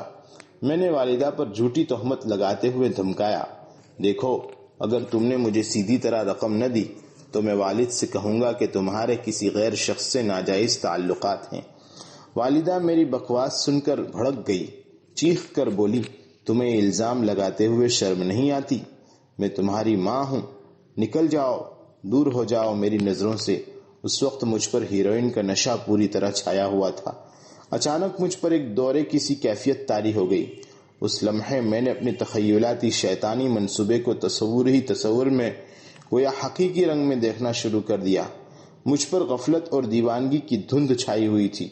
میں نے اسی کیفیت میں اپنے تصور کے پردے پر دیکھا کہ میری ماں واقعی کسی غیر مرد کے ساتھ غیر اخلاقی سرگرمیوں میں مبتلا ہے۔ میں طیش میں آ گیا کہ ایسی خائن اور بدکار عورت کو اس دنیا میں رہنے کا کوئی حق نہیں، اب اسے مر جانا چاہیے۔ یہ موت کی سزاوار ہے کہ اس نے اپنے خاوند سے بے وفائی کی ہے۔ اسی خیال کے زیر اثر میں کچن میں گھس گیا۔ گوشت کاٹنے والی چھری سامنے پڑی تھی۔ میں نے لپک کر چھری اٹھائی اور تیزی سے باہر نکلا۔ ماں بدستور غصے کی حالت میں بڑبڑا رہی تھی۔ فوراً 1000 پاؤنڈ نکالو، میں نے چھری اس کی طرف بڑھاتے ہوئے کہا۔ اس نے پھر انکار کیا۔ میں نے پوری طاقت سے اس پر چھری کا وار کیا۔ میرے ہوش و حواس اڑ چکے تھے۔ پھر میں نے کئی وار کیے، بار بار، پے در پے۔ میں نے اس کے مقدس بدن کو چھلنی کر دیا۔ وہ چیختی چلاتی رہی، سسکتی رہی، بلکتی رہی، مدد کے لیے پکارتی رہی، حتیٰ کہ اس نے آخری ہچکی لی اور اس کی آواز ہمیشہ کے لیے ڈوب گئی۔ جو ہی بیٹے نے یہ دردناک کہانی ختم کی، والد نے نفرت اور غصے سے منہ پھیر لیا اور لمبے ڈگ بھرتا ہوا حوالات سے باہر نکل گیا۔ جیلر نے حوالات کا دروازہ بند کیا۔ ادھر بیٹا پوری قوت سے چلایا، ابو، اصل ذمہ دار تم ہو، دولت کے پجاری ابا جان، اس سانحے کی ذمہ داری تم پر ہے، تم ہی اس کے ذمہ دار ہو۔ نوجوان اسی ہذیانی حالت میں چیختا رہا اور اس کی صدائیں پولیس اسٹیشن کی راہداریوں میں تحلیل ہوتی چلی گئی۔ وہ رہ رہ کر کہتا تھا، اس جرم میں میرا والد برابر کا شریک ہے، اس نے میری تربیت پر کبھی توجہ ہی نہیں دی، بربادی کا سبب تو وہ بنا، وہی بنا۔ اس نوجوان پر مقدمہ چلانے کی نوبت ہی نہیں آئی۔ چند دن کے بعد وہ وحشت کے مارے پاگل ہو گیا۔ ڈاکٹروں نے اسے پاگل خانے بھجوا دیا۔ پاگل خانے میں اسے جو بھی ملتا وہ یہی کہتا، میرا باپ ذمہ دار ہے، میری ماں تو دنیا کی سب سے مقدس خاتون تھی۔ قاہرہ میں دقی نام کا ایک محلہ ہے، اس کے بیچ میں ایک خوبصورت سی مسجد ہے۔ محترم حضرات، کبھی آپ کو اس مسجد میں نماز پڑھنے کا اتفاق ہو تو وہاں آپ کو سفید لبادے میں ملبوس ایک شخص ملے گا، سامنے رحل پر قرآن پاک رکھا ہوگا اور وہ اس کی تلاوت کر رہا ہوگا۔ تلاوت کے بعد وہ ہاتھ اٹھاتا ہے اور لمبی دعا مانگتا ہے۔ یہ شخص احمد ہے، وہی ارب پتی، مشہور بزنس مین اور دولت کا متوالا، پرانا تاجر۔ وہ اپنی ساری جائیداد ہیروئن کو ختم کرنے والے ادارے اینٹی نارکوٹکس کے نام وقف کر چکا ہے، اپنا ٹھکانہ مسجد میں بنا چکا ہے۔ کبھی اتفاق سے آپ اس کے ساتھ نماز ادا کریں تو وہ بڑی محبت سے ہاتھ ملائے گا، تھوڑا سا وقت مانگے گا، پھر تفصیل سے یہ واقعہ آپ کو سنائے گا اور آپ سے اپنی بیوی کی مغفرت کی دعا کے لیے کہے گا، دیکھو مجھے جو دیدہ عبرت نگاہ ہو، میری سنو جو گوش نصیحت نیوش ہے، فاعتبروا یا اولی الابصار۔ سچی توبہ۔ بنی اسرائیل کے ایک عابد نے 70 سال اللہ تعالیٰ کی اطاعت اور بندگی میں گزارے۔ ایک رات وہ اپنے عبادت خانے میں عبادت گزاری میں مشغول تھا کہ اچانک ایک خوبصورت عورت عبادت خانے کے دروازے پر پہنچی، دستک دی اور عابد سے دروازہ کھولوانا چاہا۔ وہ رات بڑی سرد تھی، پھر بھی عابد نے اس عورت کو ناقابل توجہ سمجھا، ذرا بھی توجہ نہیں کی، بس عبادت میں مگن رہا۔ عورت مجبور ہو کر واپس جانے لگی۔ عابد نے دروازہ کھول کر دیکھا تو اس عورت پر نگاہ پڑی۔ اس کا حسن اس غضب کا تھا کہ وہ اسی جی جان سے بھاگئی۔ اسے بڑا جھٹکا لگا، بس اب کیا تھا، جو وہ عورت کو واپس جاتا دیکھ رہا تھا، اس کا دل اس کی محبت میں گرفتار ہوتا جاتا تھا۔ اس کا دماغ عورت کے آنچل کی مہک سے معطر ہونے کے لیے بے تاب ہو گیا۔ عبادت اور ریاضت کو بالائے طاق رکھا اور جٹ اس عورت کے پیچھے چل دیا۔ عورت کے قریب پہنچ کر دھیرے سے پوچھا، کہاں جا رہی ہو؟ عورت نے جواب دیا، جہاں مرضی چلی جاؤں۔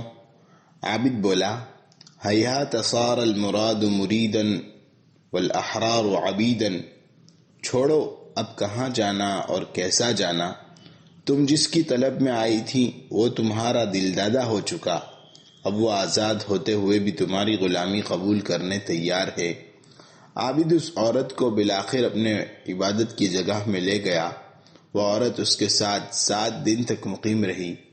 اب عابد کو ہوش آیا کہ اس نے کس طرح 70 برس کی عبادت کو صرف 7 دن میں غارت کر دیا اور کس قدر گھناؤنا گناہ میں ملوث رہا۔ چنانچہ زار و قطار رونے لگا، یہاں تک کہ اس پر بے ہوشی طاری ہو گئی اور وہ غش کھا کر گر پڑا۔ جب ہوش آیا تو عورت نے کہا، اے عابد، اللہ کی قسم، تو نے میرے علاوہ کسی اور سے ایسا کام نہیں کیا جسے اللہ کی نافرمانی کہا جائے، یہ تیری پہلی غلطی ہے،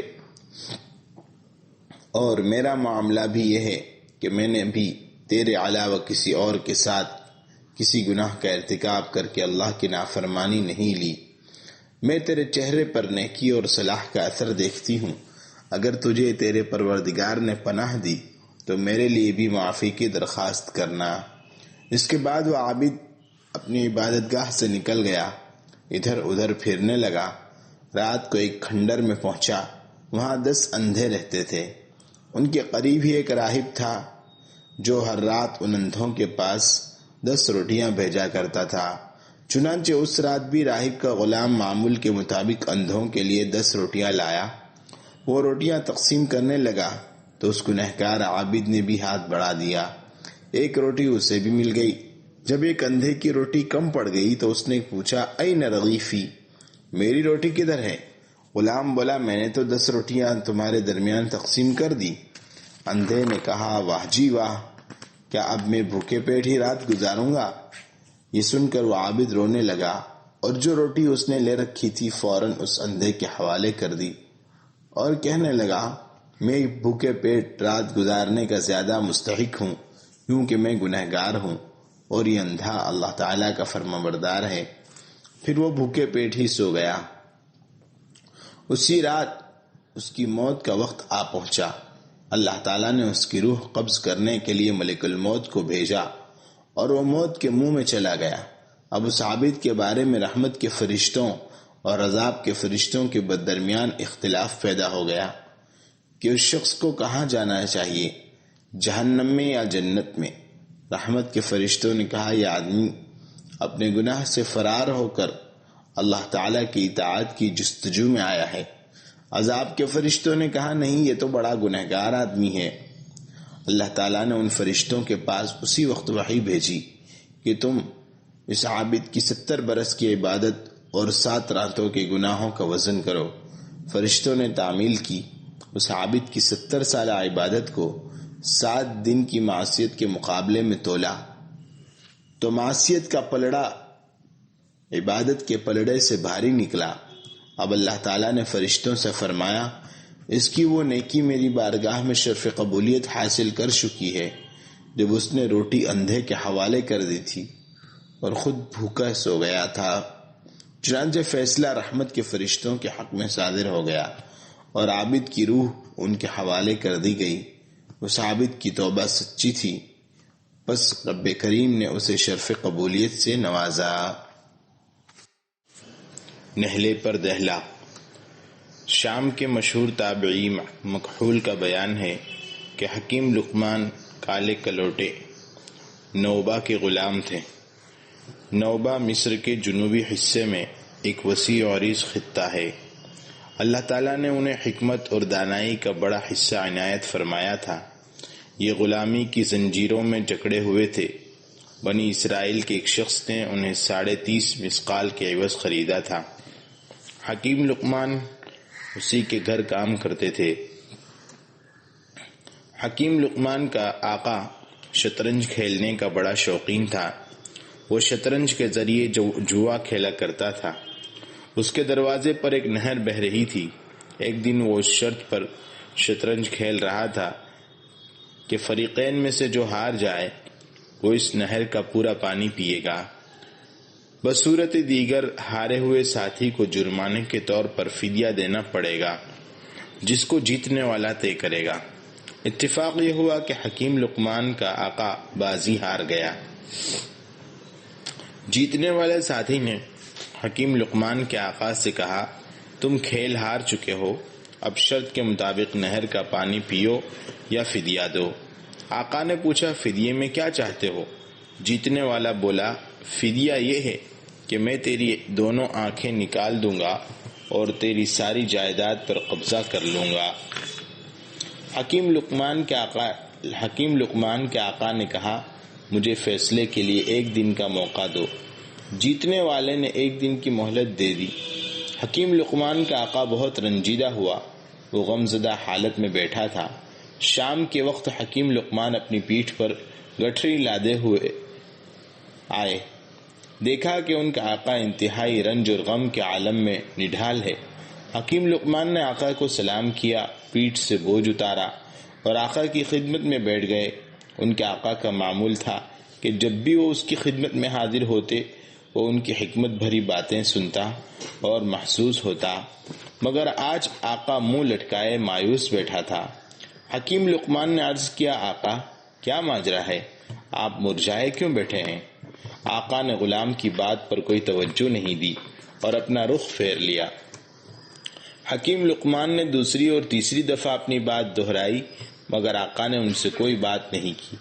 بالآخر حکیم لقمان نے زور دے کر پوچھا آقا آخر آپ اس قدر گمسم کیوں بیٹھے ہیں؟ اپنے درد کا اظہار کیجیے۔ اگر میں آپ کے درد کی دوا نہیں بن سکتا تو اس درد میں شریک تو ضرور ہو سکتا ہوں۔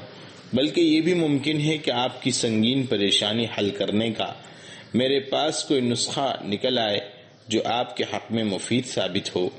آقا نے یہ بات سن کر انہیں اپنے شدید رنج اور غم کا سبب بتلا دیا۔ پوری داستان سننے کے بعد حکیم لقمان نے تسلی دی، آپ بالکل دل نہ توڑ دیں، میرے پاس اس شرط سے بچ نکلنے کا طریقہ موجود ہے۔ آقا نے بےتابی سے پوچھا، وہ کون سا طریقہ ہے؟ حکیم لقمان نے سمجھایا، جب وہ جیتنے والا آدمی آپ کے پاس آئے اور کہے کہ اس نہر کا پانی پیو، تو آپ اس سے اطمینان سے پوچھے کہ نہر کے دونوں کناروں کے درمیان والا پانی پیوں یا بہاؤ کی طرف کا پانی پیوں۔ آپ کا یہ سوال سن کر وہ لازماً یہ کہے گا کہ دونوں کناروں کے درمیانی حصے کا پانی پیو۔ جب وہ یہ کہے تو آپ اس سے فوراً کہیں، ٹھیک ہے، میں نہر کے دونوں کناروں کے درمیانی حصے کا پانی پیوں گا، مگر پہلے تم بہاؤ کو روکو تاکہ میں پانی پی لوں۔ اس طرح آپ پانی پینے کی شرط سے نکل جائیں گے، کیونکہ آپ کا جیتنے والا ساتھی نہر کا بہاؤ نہیں روک سکتا، اور جب وہ یہ کام نہیں کر سکے گا تو نہر کے دونوں کناروں کے درمیانی حصے کا پانی پینے پر اس کا اصرار باقی نہیں رہ سکے گا۔ یوں آپ کو چھٹکارا مل جائے گا۔ آقا کو دانشمند غلام کی ترکیب بڑی اچھی لگی اور اس کے دل کو کچھ سکون ملا۔ اگلے دن صبح اس کا ساتھی آیا، اس نے مطالبہ کیا کہ میری شرط پوری کرو۔ آقا نے کہا، بہت اچھا، پہلے بتاؤ کہ نہر کے دونوں کناروں کے درمیانی حصے کا پانی پیوں یا بہاؤ والے حصے کا؟ ساتھی نے کہا، کناروں کے درمیانی حصے کا پانی پیو۔ آقا نے کہا، بہت اچھا، اب تم یوں کرو کہ پہلے نہر کا بہاؤ روکو تاکہ میں تمہاری شرط پوری کر سکوں۔ ساتھی بولا، یہ تم کیا کہہ رہے ہو؟ کیا یہ میرے لیے ممکن ہے؟ آقا نے کہا، پھر تمہاری شرط بھی مفقود اور ہماری شرط بھی مفقود۔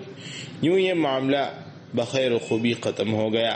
آقا بڑا خوش ہوا اور اس خوشی میں اس نے حکیم لقمان کو آزاد کر دیا۔ لاجواب دلہن۔ عبدالعزیز کو نیند نہیں آ رہی تھی۔ سخت سردی تھی، طوفانی ہوا کے جھونکے دم بدم آ رہے تھے، جن کی زد سے ہوٹل کی کھڑکیاں خود بخود کھل رہی اور بند ہو رہی تھیں۔ یہ ہوٹل لندن میں دریا کے کنارے واقع تھا۔ عبدالعزیز کی نگاہ دیوار پر لگی گھڑی پر پڑی۔ رات کے 2 بج رہے تھے، مگر نیند آنے کا نام ہی نہیں لے رہی تھی۔ وہ آنکھیں بند کر کے سونے کی بار بار کوشش کرتا رہا، لیکن اسے نیند نہیں آئی۔ اس نے سوچا، کیوں نہ ہوٹل سے باہر نکل کر قریبی سڑک پر کچھ دیر چہل قدمی کر لی جائے، ممکن ہے کچھ دیر ٹہلنے کے بعد نیند آ جائے۔ وہ ہوٹل کے کمرے سے نکلا۔ باہر سخت سردی تھی، برف باری ہو رہی تھی، جس کی وجہ سے سڑک سفید ہو گئی تھی۔ آسمان سے چھوٹے چھوٹے نازک نازک برف کے گالے گر رہے تھے۔ اس نے ایک چھتری لی اور ہوٹل سے باہر نکل آیا۔ وہ کئی ہفتوں سے اپنے ساتھ چھتری ضرور رکھتا تھا۔ وہ اپنے وطن میں بھی چھتری کے ساتھ لے کر نکلتا تھا اور سورج کی تپش سے بچنے کی کوشش کرتا تھا۔ وہ جزیرۃ العرب کا رہنے والا تھا اور جزیرۃ العرب میں بھی اس مبارک مقام کا رہنے والا تھا جہاں پہلی مرتبہ انسانیت کی تکمیل کے لیے وحی کا نزول ہوا تھا۔ رسالت کا چشمہ وہیں سے پھوٹا تھا۔ ہاں، وہ محبت وحی اور دنیا کی اس سب سے زیادہ مقدس جگہ کا رہنے والا تھا جسے مکہ مکرمہ کے نام نامی سے جانا جاتا ہے۔ وہ ہوٹل سے نکل کر چند قدم ہی چلا تھا کہ سامنے ایک پارک نظر آیا۔ اس نے اسی پارک میں چند لمحے گزارنے کا فیصلہ کیا۔ چنانچہ وہ پارک میں جا پہنچا۔ ابھی بیٹھا ہی تھا کہ اچانک اس کی نظر ایک انسانی لاش پر پڑی جو گھاس پر لاوارث پڑی ہوئی تھی۔ وہ چونک گیا۔ اتنی رات گئے اس سنسان بیابان پارک میں ایک انسانی لاش، کیا میں اس لاش کو اسی طرح اس کے حال پر چھوڑ دوں؟ یہ کوئی لاش ہے یا زندہ فرد ہے؟ اگر پولیس اس بارے میں پوچھ بیٹھے تو میں کیا جواب دوں گا؟ عبدالعزیز غیر شعوری طور پر ڈرتے ڈرتے لاش تک پہنچ گیا۔ لاش پر ہاتھ رکھا اور جانچا کہ یہ زندہ ہے یا مردہ۔ ہاتھ کے لگتے ہی اسے لاش میں حرکت سی محسوس ہوئی۔ وہ آدمی زندہ تھا، مرا نہیں تھا۔ اس کے منہ سے شراب کی بدبو آ رہی تھی۔ شراب خانہ خراب سے مدہوش ہو کر وہ اتنی سرد رات میں اس پارک میں ایک لاوارث لاش کی طرح پڑا ہوا تھا۔ عبدالعزیز نے اسے مشکل سے اٹھایا اور اپنے ساتھ لے کر چلنے کی کوشش کرتا رہا، مگر وہ بری طرح نشے میں دھت تھا۔ وہ شرابی کو لے کر روشنی میں پہنچا تو اس نے لب کشائی کی اور عربی زبان میں فحش گالیاں بکنے لگا، مجرم عورت، بےہدہ خائن لڑکی وغیرہ۔ عبدالعزیز نے اس سے پوچھ ہی لیا، ارے بھائی تم کہاں کے رہنے والے ہو؟ میں جدہ کا رہنے والا ہوں، مدہوش نے عالم مدہوشی ہی میں جواب دیا۔ جدہ کا؟ عبدالعزیز کی حیرت میں مزید اضافہ ہو گیا۔ میں مکہ کا رہنے والا ہوں، آخر وہ مجرم اور خائن لڑکی کون ہے جس کا تم بار بار نام لے رہے ہو؟ عبدالعزیز نے اپنا تعارف کراتے ہوئے اس سے پوچھا۔ وہ عواطف ہے، وہ مجرم لڑکی ہے، وہ میری بیوی ہے، اس سنگدل نے مجھے گھر سے باہر رہنے پر مجبور کر دیا ہے۔ عبدالعزیز نے اس سے کہا کہ میں نے سامنے کے ہوٹل میں ایک کمرہ کرائے پر لے رکھا ہے، آؤ وہیں چلتے ہیں، صبح تم جہاں جانا چاہو گے میں پہنچا دوں گا۔ مدہوش نے جھوم کر حامی بھر لی اور وہ دونوں ہوٹل کے کمرے میں آ گئے۔ صبح کو عبدالعزیز اپنے کمرے میں داخل ہوا تو اپنے مہمان کو سوتا ہوا پایا۔ وہ گہری نیند سو رہا تھا۔ کچھ دیر بعد اس نے اپنے مہمان کو جگایا، چائے کی پیشکش کی۔ مہمان نے خمار بھری انگڑائی لی اور پھر دھیرے دھیرے بیدار ہوا۔ چند لمحوں تک کمرے کی فضا کا جائزہ لیتا رہا، پھر چونک کر بولا، میں اس ہوٹل میں؟ مجھے یہاں کون لے آیا؟ مجھے کیا ہو گیا تھا؟ تم کون ہو؟ میری عواطف کہاں ہے؟ عبدالعزیز نے نوجوان کو اطمینان دلایا، گزشتہ رات کے حالات سے باخبر کیا۔ نوجوان نے جب اپنی شب بیتی کی حقیقت سنی تو شرم کے مارے پانی پانی ہو گیا۔ پھر اس نے عبدالعزیز سے اپنا تعارف کرایا، میرا نام محمد ہے، میں یہاں انگلینڈ میں انجینئرنگ کی تعلیم حاصل کرنے آیا ہوں۔ میں 1.5 سال پہلے یہاں آیا تھا۔ مجھے امید ہے کہ گزشتہ رات تم نے مجھے جس حالت میں دیکھا تھا اس پر پردہ ڈال دو گے۔ اللہ تعالیٰ بھی ایک مسلمان کی پردہ پوشی کو محبوب رکھتا ہے۔ واہ سبحان اللہ، بہت خوب۔ میرے بھائی، تمہیں لوگوں سے تو اتنا ڈر ہے کہ پردہ پوشی کی التجا کر رہے ہو، مگر اس اللہ کا کوئی خوف نہیں جس نے تمہیں پیدا کیا ہے اور جو تمہاری شہرک سے بھی زیادہ قریب ہے۔ تمہیں عام لوگوں کا کس قدر لحاظ ہے، مگر اللہ تعالیٰ کا جو ہمارا سب سے بڑا محسن ہے، سرے سے کوئی خیال نہیں۔ ہم چاہے مکہ میں ہوں، جدہ میں یا کسی اور مقام پر، وہ ہر جگہ ہمیں دیکھ رہا ہے۔ میرے نیک بھائی، تم نے گزشتہ رات مجھے سخت سردی سے بچایا ہے اور مجھ پر بڑی مہربانی کی ہے۔ میرا گھر یہاں سے قریب ہی ہے، آؤ گھر چلتے ہیں، وہیں ناشتہ کریں گے، وہاں میں تمہیں اپنی ساری داستان سناؤں گا، وہاں تم میری بیوی عواطف سے میری مصالحت بھی کر دینا۔ کل رات تم نے میری جان بچائی، واللہ تم میرے محسن ہو۔ عبدالعزیز نے نوجوان کی دعوت قبول کرنا اپنے لیے امر لازم جانا۔ ویسے بھی وہ اس نوجوان کے بارے میں مزید تفصیلات جاننا چاہتا تھا۔ اس کی خواہش تھی کہ میں اس نوجوان کی اصلاح اور ہدایت کا ذریعہ بن جاؤں۔ عبدالعزیز اور محمد ہوٹل کے کمرے سے نکلے۔ اب دونوں کا رخ محمد کے گھر کی طرف تھا۔ تھوڑی ہی دیر بعد وہ محمد کے دروازے پر جا پہنچے۔ محمد نے دروازے پر دستک دی۔ کون ہے؟ گھر کے اندر سے محمد کی بیوی عواطف کی آواز آئی۔ عواطف، دروازہ کھولو، میں تمہارا شوہر محمد ہوں، میرے ساتھ ایک معزز مہمان بھی ہے۔ عواطف نے فوراً برقع پہنا، چہرہ ڈھانپا اور آہستہ سے دروازہ کھول کر پیچھے ہٹ گئی اور وہ دونوں گھر کے اندر داخل ہو گئے۔ عواطف کو تھوڑی فکر ہوئی کہ آخر یہ نیا مہمان کون ہے، مگر جلد ہی اس نے مہمان کا چہرہ مہرہ دیکھ کر بھانپ لیا کہ آنے والا مہمان ایک نیک انسان ہے۔ یہ کون ہے؟ شاید اسی نے تمہیں گزشتہ رات پناہ دی ہوگی۔ عواطف نے اپنے شوہر محمد کی طرف سوالیہ نگاہ سے دیکھتے ہوئے پوچھا۔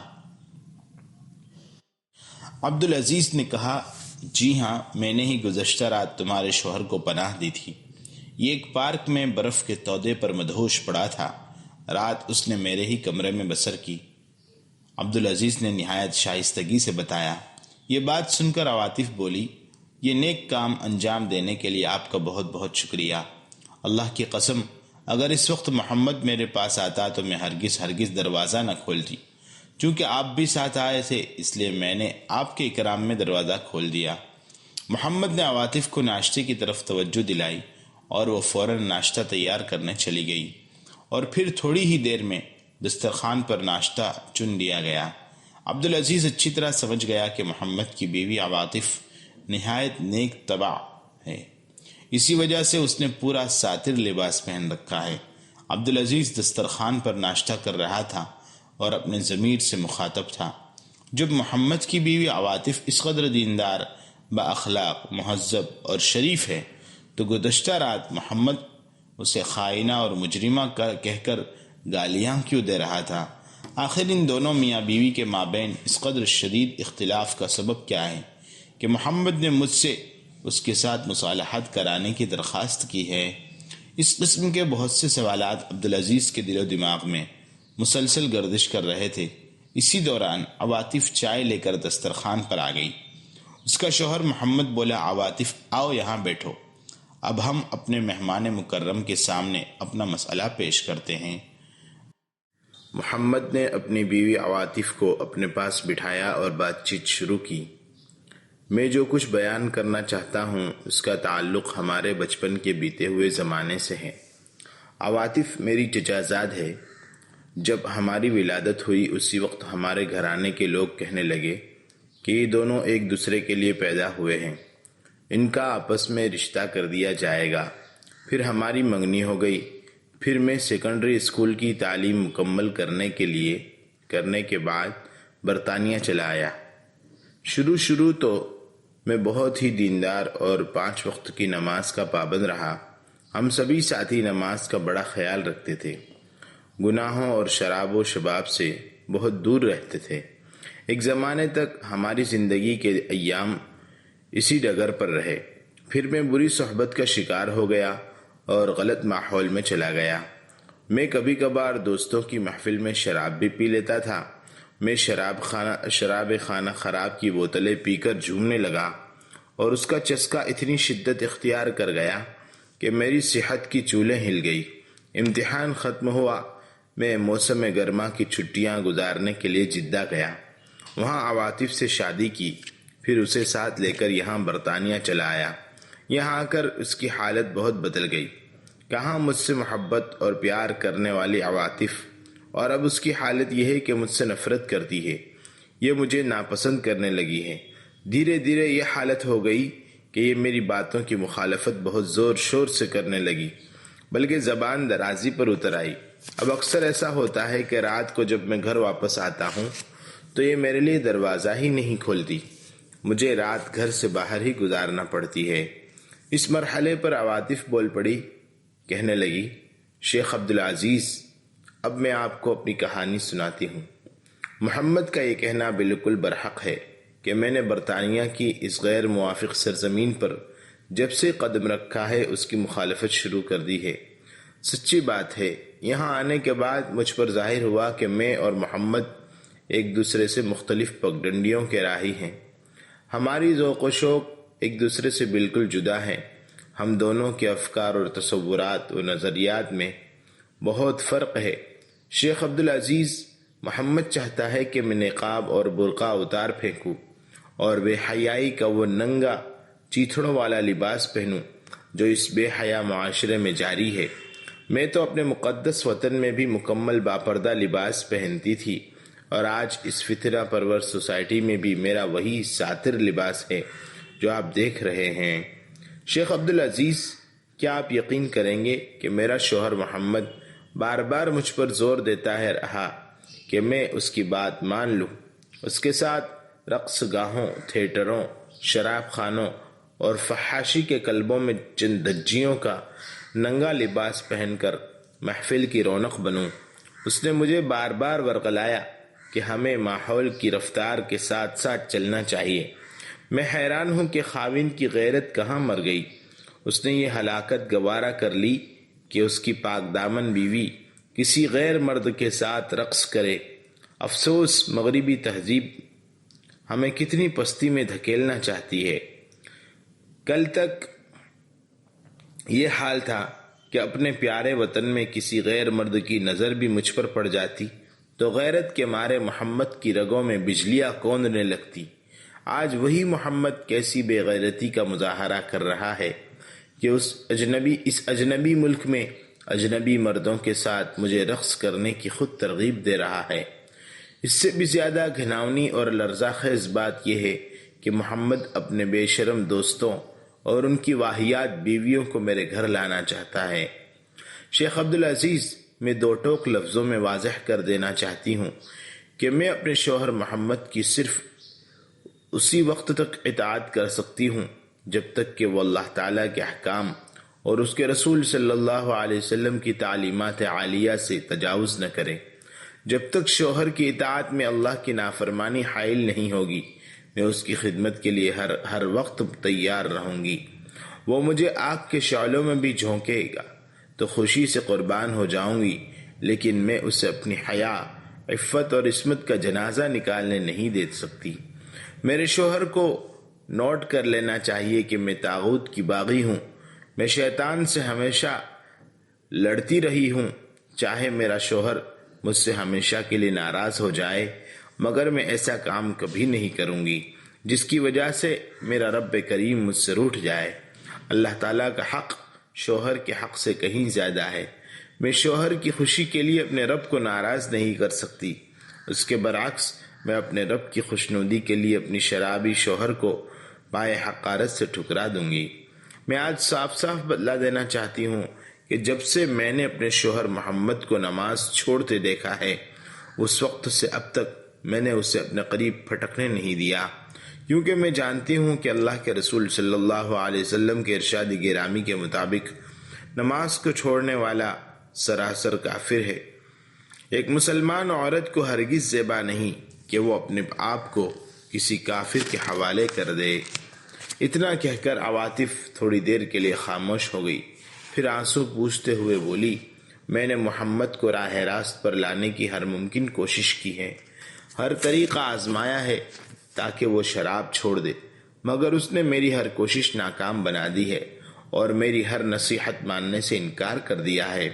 جب میں نے دیکھا کہ میرے شوہر کی اخلاقی گراوٹ بڑھتی ہی جا رہی ہے تو میں نے اسے خبردار کر دیا کہ میں اس کے ساتھ اس گندے ماحول میں ہرگز نہیں رہ سکتی۔ میں واپس اپنے شہر جدہ جانا چاہتی ہوں، میں اپنے گھر والوں کے ساتھ رہوں گی۔ میں نے محمد کو کئی بار متنبہ کیا کہ اگر وہ شراب پی کر گھر میں آئے گا تو میں دروازہ بند کر لوں گی۔ گزشتہ رات دروازے پر دستک ہوئی، میں نے دروازہ کھولا تو یہ کہنے لگا، آؤ آج رات ہم ایک رقص گاہ میں چلتے ہیں، وہاں میں سوسائٹی کے نامور رقاصاؤں اور فیشن کی شوقین عورتوں سے تمہارا تعارف کراؤں گا۔ میں نے محمد سے کہا، میرے سرتاج، گناہوں کی جگہ رات بسر کرنے کے بجائے کیوں نہ ہم اپنے گھر ہی رات گزاریں؟ تمہیں معلوم ہے ایک مدت سے ہم دونوں اکٹھے بیٹھ بھی نہیں سکے۔ میری یہ بات سنتے ہی محمد غصے سے لال پیلا ہو گیا اور کہنے لگا، آخر تم کب تک رجعت پسند رہو گی؟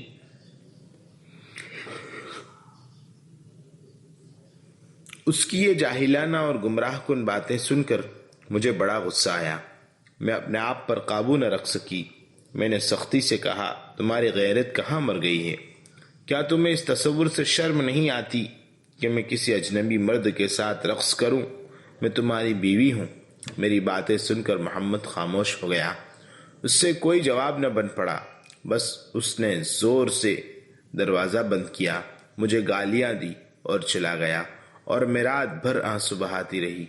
اس دوران غم کے مارے میرا سینہ پھٹا جا رہا تھا، غصے سے میرا ذہن بوجھل ہو گیا اور میرا دماغ تاریکیوں میں ڈوب گیا۔ اللہ عز و جل کے دربار عالی کے سوا کوئی در کھلا نظر نہیں آیا۔ میں اپنی جگہ سے اٹھی، وضو کیا اور ڈوبتی رات کے سناٹے میں اپنے پروردگار کے حضور کھڑی ہو گئی۔ میں نے گڑ گڑا کر دعا کی کہ اے اللہ، مجھے اس سخت آزمائش سے محفوظ رکھ، جلد از جلد میرے لیے کشادگی کا سامان پیدا فرما اور مجھے میرے مقدس دین پر ثابت اور قائم رکھ۔ رات کے 2 بج رہے تھے، میں کلام اللہ کی تلاوت کر رہی تھی۔ اس وقت محمد نے دروازے پر دستک دی، وہ شراب کے نشے میں مدہوش تھا۔ میں سوچ میں پڑ گئی کہ دروازہ کھولوں یا نہ کھولوں۔ پھر میں نے ایک فیصلہ کیا اور میں نے اپنے شوہر کو گرجدار آواز میں ڈانٹا۔ وہ دروازے کا پٹ تھامے کھڑا تھا۔ ذلیل، شرابی، مدہوش، دیوانے، میرے گھر سے نکل جا۔ اب اس گھر میں تیرے داخلے کی کوئی گنجائش نہیں۔ آج کے بعد میں تیرے لیے یہ دروازہ کبھی نہیں کھولوں گی، ہرگز نہیں کھولوں گی۔ پھر میں نے زور سے دروازہ بند کر دیا۔ میں نے سوچا کہ بے شک مجھے طلاق مل جائے، میں ایک بد کردار کی بیوی نہیں رہ سکتی، مجھے جلد از جلد سعودی عرب بھجوا دے۔ یہ کہہ کر عواطف بے اختیار رونے لگی۔ ادھر اس کا شوہر محمد خاموش تماشائی کی طرح اس کی باتیں سنتا رہا۔ اس نے عواطف کی کسی بات کی تردید نہیں کی۔ اس کے پاس اپنے دفاع میں کہنے کے لیے کچھ نہیں تھا۔ یہ اس بات کی واضح دلیل تھی کہ عواطف نے جو کچھ بیان کیا تھا وہ 100% درست تھا، سارا قصور محمد ہی کا تھا۔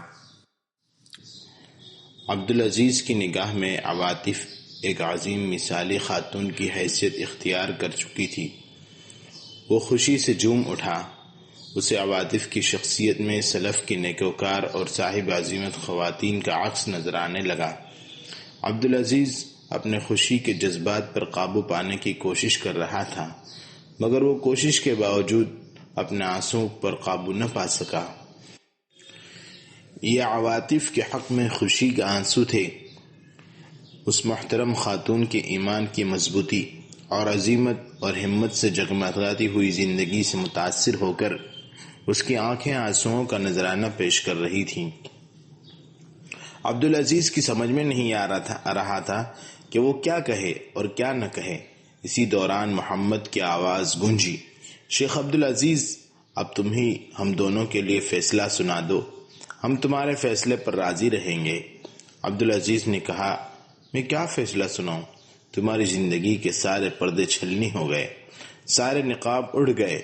تمہاری صاحب ایمان و عمل اور لائق تعظیم بیوی نے تمہارے کردار کی کتاب کے سارے اوراق کھول دیے، کوئی الجھاؤ اور کوئی پیچیدگی باقی نہیں رہی۔ اب تمہیں اپنی زندگی میں بنیادی تبدیلی پیدا کرنا ہوگی۔ یا تو تم اپنے کرتوتوں سے توبہ کرو، سچے اور کھرے مسلمان بن جاؤ اور اچھے شوہر کی طرح عواطف کے ساتھ زندگی بسر کرو، ورنہ اپنی مومنہ بیوی کو طلاق دے دو تاکہ وہ اپنے گھر والوں کے پاس واپس چلی جائے۔ اس کے علاوہ تیسری کوئی صورت نہیں۔ محمد کا سر جھک گیا، زبان گنگ ہو گئی، کاٹو تو لہو نہیں، آنکھوں سے آنسو نکل پڑے۔ وہ کچھ دیر اسی طرح سکتے کی حالت میں رہا، کبھی خلا میں گھورتا، کبھی زمین کی طرف نگاہ جھکا لیتا۔ اس کی آنکھیں پگھلتی اور آنسو برساتی رہی۔ پھر جیسے اس کی سوئی ہوئی خود شناسی بیدار ہو گئی ہو، یکایک اس نے اپنا سر اٹھایا اور سسک کر بولا، میری عظیم بیوی عواطف، میں اتنے دنوں سے مریض تھا، نشے کا عادی ہو چکا تھا۔ بلا شبہ تم نے مجھے اسلامی آداب کی روشنی دکھلائی۔ میں گمراہی کی راہ پر تھا، تم نے مجھے ہدایت کی راہ دکھائی۔ میں مدہوش تھا، تم نے میرے حواس بحال کر دیے۔ میں تباہی کے سمندر میں ڈوبنے والا تھا، تم نے میرا ہاتھ پکڑ کر مجھے غرق ہونے سے بچا لیا۔ تم نے مجھے اتنا قیمتی سبق دیا ہے کہ میں اسے زندگی بھر بھول نہیں سکتا۔ جب تم نے مجھے ٹھنڈی طوفانی رات میں گھر میں داخل نہیں ہونے دیا اور مجھے حقارت سے دھتکارا تو بلا شبہ تم میرے معاملے میں سخت دل تھی، مگر سچی بات یہ ہے کہ وہ وقت تھا ہی ایسا کہ تم میرے ساتھ نرمی کے بجائے سخت رویہ اختیار کرتی۔ نرمی کے ساتھ ایسا گرم رویہ بھی بہت سی مرتبہ پرانے مرض کو ختم کرنے کے لیے نشانے کا تیر ثابت ہوتا ہے۔ لو، میں آج اور ابھی تمہارے اور شیخ عبدالعزیز کے سامنے اللہ تعالیٰ سے عہد کرتا ہوں کہ میں نے آج سے ہمیشہ کے لیے شراب چھوڑ دی۔ میں ہر وہ کام چھوڑنے کا وعدہ کرتا ہوں جس سے میرا پروردگار ناراض ہوتا ہے۔ میری قیمتی بیوی عواطف، مجھ سے تم جیسی عظیم بیوی کی جدائی برداشت نہیں ہو سکتی۔ تم بڑی خوشی سے میرے ساتھ رہو۔ آج کے بعد میں کبھی نماز نہیں چھوڑوں گا اور اپنے ایمان اور اخلاق کو سنوارنے میں کوئی دقیقہ نہیں چھوڑوں گا۔ شیخ عبدالعزیز کو یقین ہو چلا تھا کہ اب عواطف اور اس کے شوہر محمد میں مصالحت ہو چکی ہے، چنانچہ اس کے پاس مزید ٹھہرنا مناسب نہیں سمجھا۔ محمد نے انتہائی گرمجوشی کے ساتھ اسے الوداع کہا۔ پھر اس کی زندگی میں انقلاب آ گیا اور دونوں میاں بیوی ہنسی خوشی زندگی بسر کرنے لگے۔ عبدالعزیز واپس ہوٹل آ گیا اور وقتاً فوقتاً محمد سے ٹیلی فون پر رابطہ کرتا رہا۔ ایک دن اسے معلوم ہوا کہ محمد ہسپتال میں داخل ہے۔ وہ عیادت کی غرض سے ہسپتال گیا اور اس نے محمد کی مزاج پرسی کی۔ عواطف اپنے شوہر کا ہاتھ تھامے اسے بڑی محبت اور ہمدردی سے دیکھ رہی تھی۔ وہ کامل پردے میں تھی۔ عبدالعزیز نے عواطف سے محمد کے بارے میں پوچھا۔ عواطف نے بتایا کہ بلا شبہ محمد نے اپنے وعدے کا لحاظ رکھا اور اب وہ اخلاق و کردار کی بلندی پر ہے۔ کچھ دنوں پہلے جس محمد کو میں نے دیکھا تھا وہ کوئی اور چیز تھی، اب وہ یکسر بدل گیا ہے اور انتہائی دیندار بن چکا ہے، حتیٰ کہ ہسپتال میں بھی اس نے نماز نہیں چھوڑی۔ آخر میں عواطف نے نہایت احترام سے عبدالعزیز کا شکریہ بھی ادا کیا۔ جہنم سے فرار۔ اس واقعے کا راوی محمد صغیر بیان کرتا ہے، میں جس زمانے کا ذکر کر رہا ہوں اس وقت میں چھوٹا سا تھا، بہت ہی چھوٹا۔ مجھے کچھ معلوم نہ تھا کہ گھر میں کیا ہو رہا ہے۔ میں نے جب بھی اپنے والد محترم کو دیکھا نہایت پریشان حال دیکھا، لاچار، ہمیشہ کسی گہری سوچ میں مبتلا۔ ان کے لبوں پر شاید ہی کبھی مسکراہٹ آئی ہو، ان کے چہرے پر آئے دن مردنی چھاتی جا رہی تھی۔ میں جب بھی اسکول سے واپس آتا والد کو انجیل مقدس کے وہ حصے سناتا جو میں اسکول سے یاد کر کے آتا تھا۔ اسپینی زبان کے کلمات بھی سناتا تھا جو میں نئے نئے سیکھ کر آتا تھا۔ میرا والد کچھ دیر میری بات چیت سنتا، پھر گھر کے آخری کمرے میں چلا جاتا۔ ہاں، وہی کمرہ جس میں کسی کو جانے کی اجازت نہ تھی، پر اسرار کمرہ۔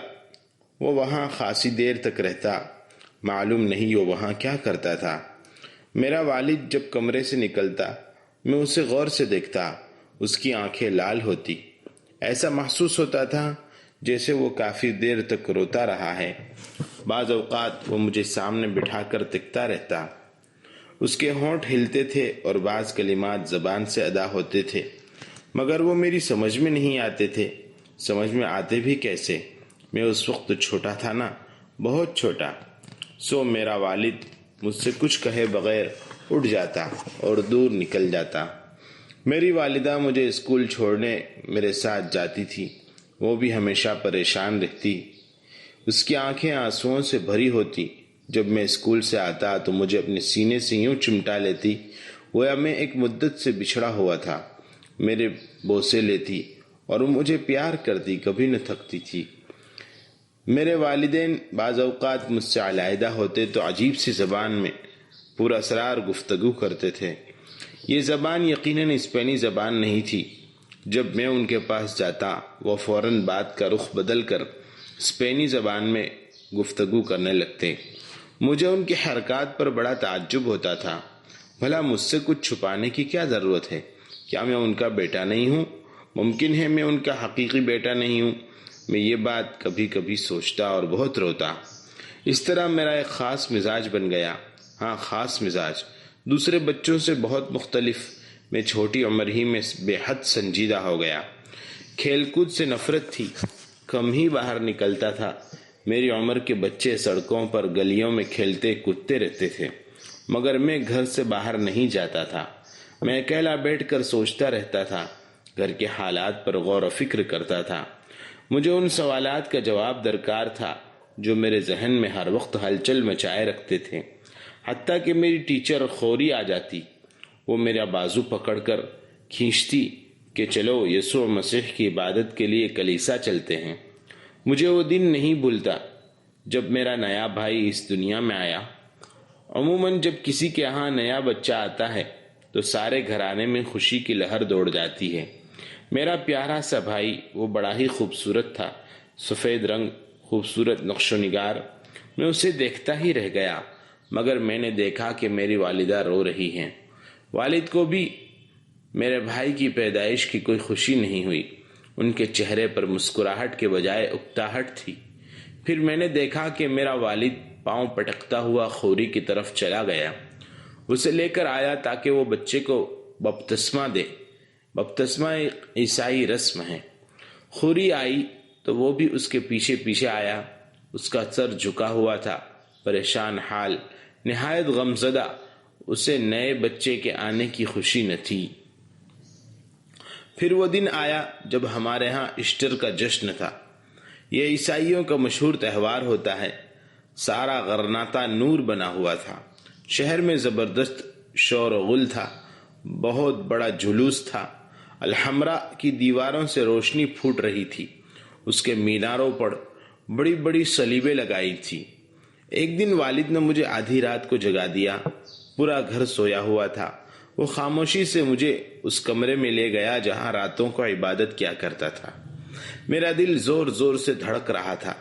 گو کہ میں چھوٹا تھا، مگر گھر کے ماحول نے مجھے خاصا بڑا کر دیا تھا۔ میں بڑے اضطراب کے ساتھ، خوف زدگی کی حالت میں والد کے ساتھ ساتھ اگلے کمرے میں جا رہا تھا۔ ہم وہاں پہنچے تو والد نے کمرے کا دروازہ بند کر دیا۔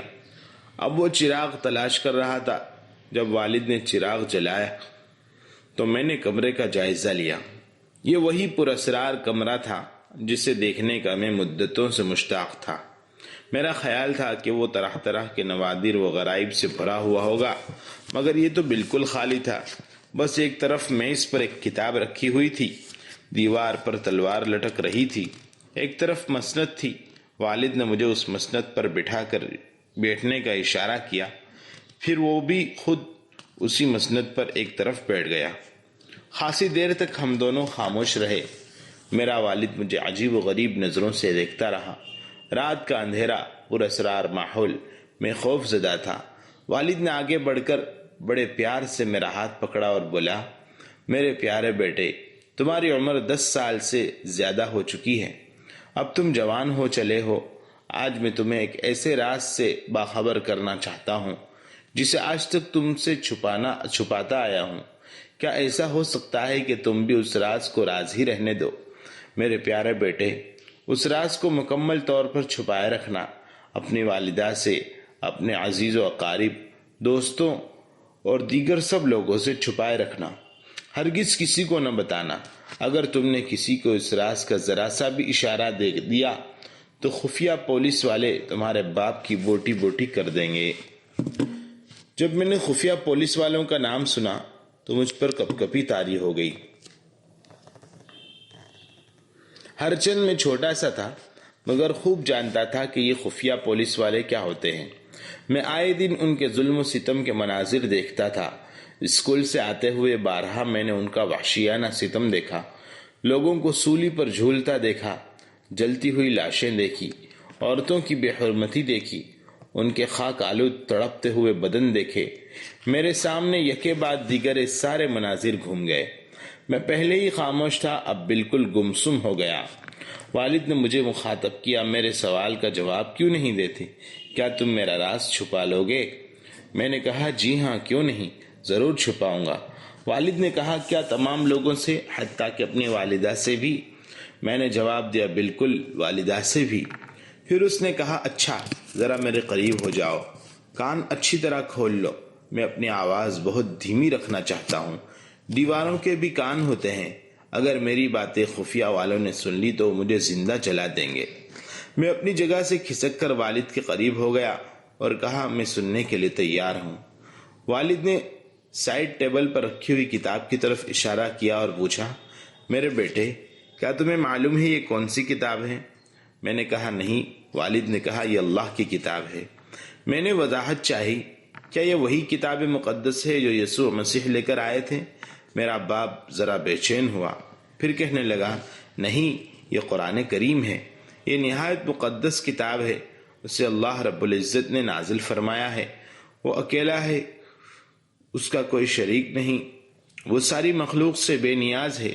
اس نے کسی کو جنا، نہ وہ کسی سے جنا گیا، اس کا کوئی ہمسر نہیں۔ اس نے کتاب دنیا انسانیت کی سب سے افضل اور عظیم شخصیت سید الانبیاء محمد ابن عبداللہ صلی اللہ علیہ وسلم پر نازل فرمائی۔ دہشت کے مارے میری آنکھیں پھٹی کی پھٹی رہ گئیں، میں کچھ نہ سمجھ سکا۔ والد نے مزید کہا، یہ کتاب اسلام کا سرچشمہ ہے، اسلام کا جس کی اللہ نے اپنے نبی محمد صلی اللہ علیہ وسلم کے ذریعے تکمیل فرمائی۔ وہ جگہ یہاں سے دور ہے، سمندروں کے اس پار، صحراؤں سے دور، وادیوں سے دور مکہ مکرمہ میں اس کا آغاز ہوا۔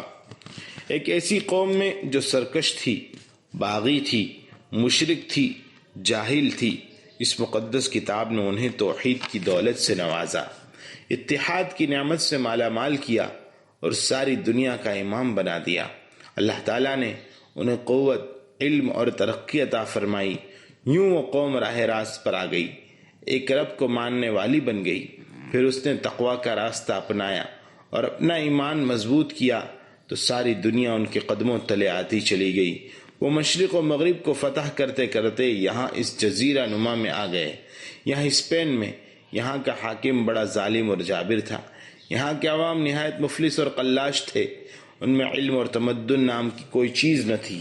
عرب کے باسیوں نے اس ظالم اور جابر کو قتل کیا، سفاک حکومت کا خاتمہ کیا، عادلانہ اور منصفانہ نظام قائم کیا، لوگوں کو چین اور سکون مہیا کیا، انہیں علم سکھایا، تمدن دیا اور پھر ایک لمبی مدت تک یہاں حکومت کی۔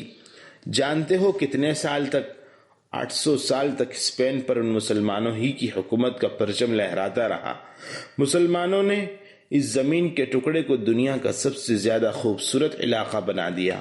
یہاں ایسی عمارتیں تعمیر کی کہ دنیا میں ان کی مثال نہیں ملتی۔ ہاں میرے بیٹے سنو، ہم عرب مسلمان ہیں۔ میں اپنی زبان پر قابو نہ رکھ سکا، دہشت اور حیرت کے مارے میرا عجیب حال ہو گیا۔ باپ نے پرجوش لہجے میں پوچھا، اب بتاؤ ہم کون ہیں؟ میں نے تقریباً چلا کر کہا، ہم عرب مسلمان ہیں۔ ہاں میرے بیٹے، یہی وہ راز ہے جو میں تمہیں بتانا چاہتا تھا۔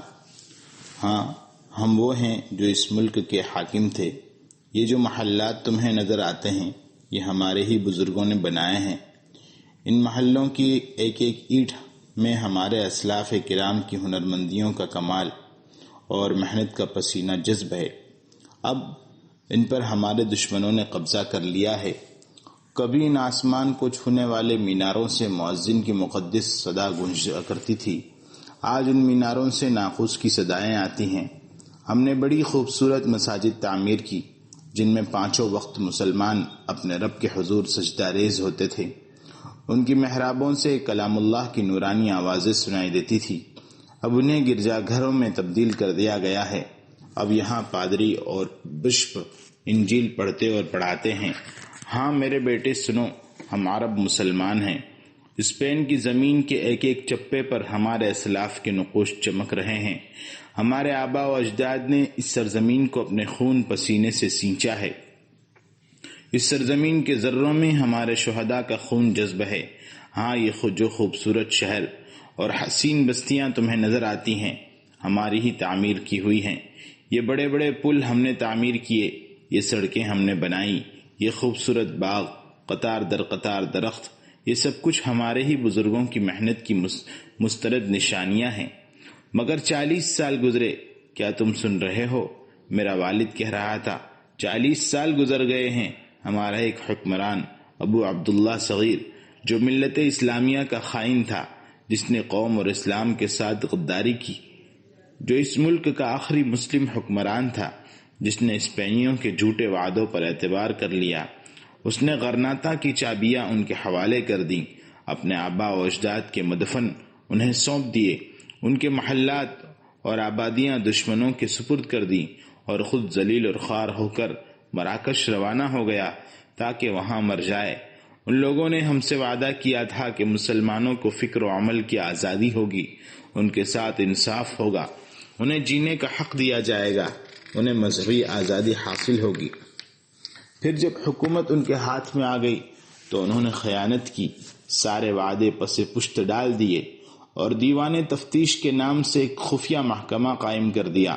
ہمیں زبردستی عیسائی بنایا گیا، اپنی زبان چھوڑنے پر مجبور کیا گیا، ہم سے ہماری اولادیں چھین لی گئیں تاکہ ان کی نشو و نما عیسائی طریقے کے مطابق کی جا سکے۔ اسی لیے تم نے دیکھا ہم خفیہ طریقے سے عبادت کرتے ہیں۔ تم دیکھتے ہو کہ ہم ہر وقت پریشان اور غمزدہ رہتے ہیں۔ آخر کیوں؟ اس لیے کہ ہماری اولاد کو زبردستی عیسائی بنا لیا گیا ہے، جس کی وجہ سے ہمارے سینوں میں گھاؤ پڑ گئے ہیں۔ 40 سال گزر چکے، ہم یہ عذاب برداشت کر رہے ہیں۔ اگر سنگلاخ پہاڑوں پر بھی یہ ظلم و ستم ڈھائے جاتے تو وہ بھی ریزہ ریزہ ہو جاتے۔ ہم اس وقت سے اللہ کی مدد کے منتظر ہیں کہ ظلم کی یہ سیاہ رات کب ختم ہوگی۔ ہم مایوس نہیں، ہرگز نہیں، کیونکہ ہمارے دین میں مایوسی حرام ہے۔ ہمارا دین قوت کا دین ہے، صبر اور جہاد کا دین ہے۔ میرے بیٹے، یہی وہ راز تھا جو میں تمہیں بتانا چاہتا تھا۔ اسے بہرحال چھپا کر رکھنا، کسی فرد بشر پر ظاہر نہ کرنا۔ اچھی طرح جان لو کہ تمہارے والد کی زندگی اب تمہارے ہونٹوں کی بندش پر موقوف ہے۔ اللہ کی قسم، میں موت سے خوف زدہ نہیں، میں تو اپنے رب سے ملاقات کا آرزومند ہوں، مگر میں کچھ عرصہ زندہ رہنا چاہتا ہوں تاکہ تمہیں تمہارے دین کی زبان سکھا سکوں، تمہارا دین بچا سکوں، تمہیں کفر کے اندھیروں سے نکال کر نور ایمان کی طرف لے جاؤں۔ میرے بیٹے، رات ڈوب رہی ہے، ستارے آنکھ میچ رہے ہیں، اب اٹھو، اپنے بستر پر چلے جاؤ، سو جاؤ میرے لال۔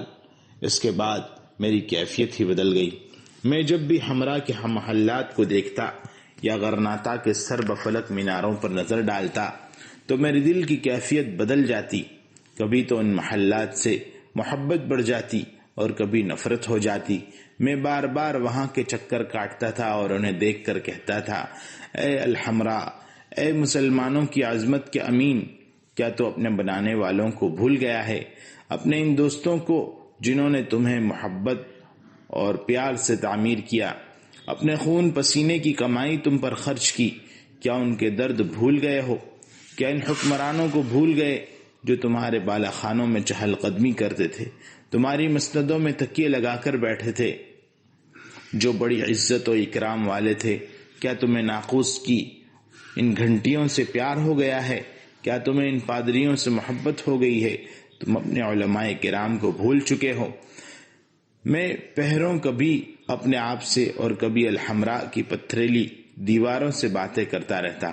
کبھی میں خوف زدہ ہو جاتا جیسے در و دیوار مجھے پیس ڈالیں گے، پھر میں ڈر کے مارے ارد گرد دیکھتا کہیں کوئی جاسوس میرا پیچھا تو نہیں کر رہا، پھر میں گھر کی طرف بھاگتا عربی زبان سیکھنے کے لیے۔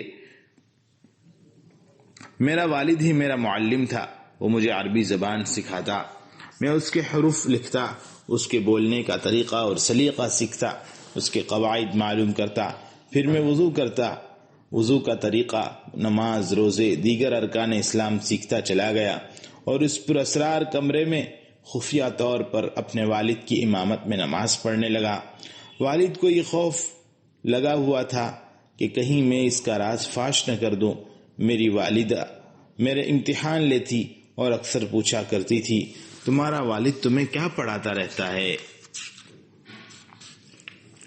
میں جواباً کہتا کچھ بھی نہیں۔ وہ کہتی مجھے سب خبر ہے، مجھ سے کچھ چھپانے کی ضرورت نہیں۔ میں کہتا نہیں، کچھ بھی نہیں، آپ کو خواہ شک ہے۔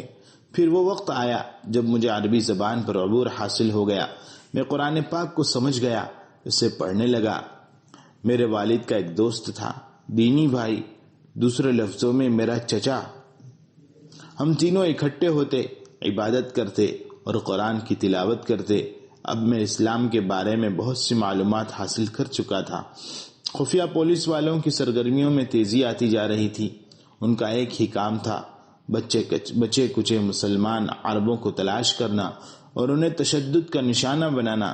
یہ روز کا معمول تھا کہ 20-30 افراد کو بلا ناغہ سولی پر لٹکا دیا جاتا تھا۔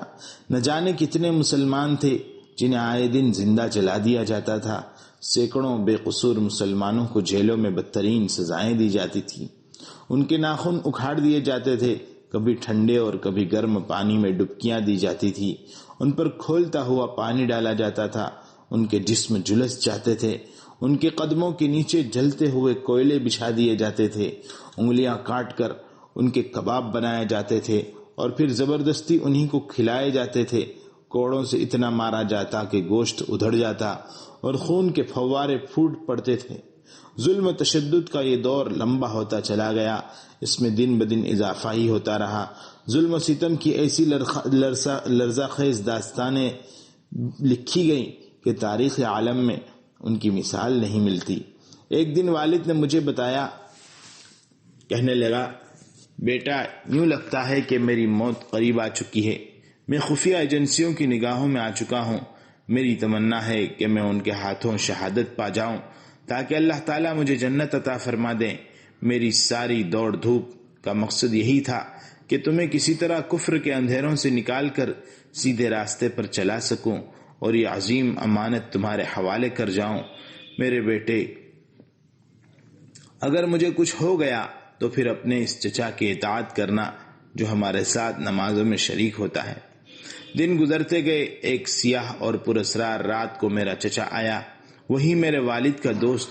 اس نے مجھے حکم دیا کہ میں اس کے ساتھ نکل چلوں۔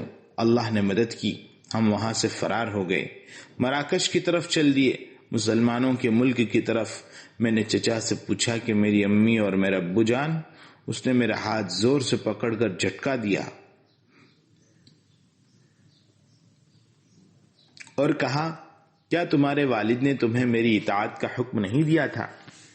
میں مجبوراً اس کے ساتھ چلتا رہا حتیٰ کہ ہم غرناطہ سے دور نکل گئے۔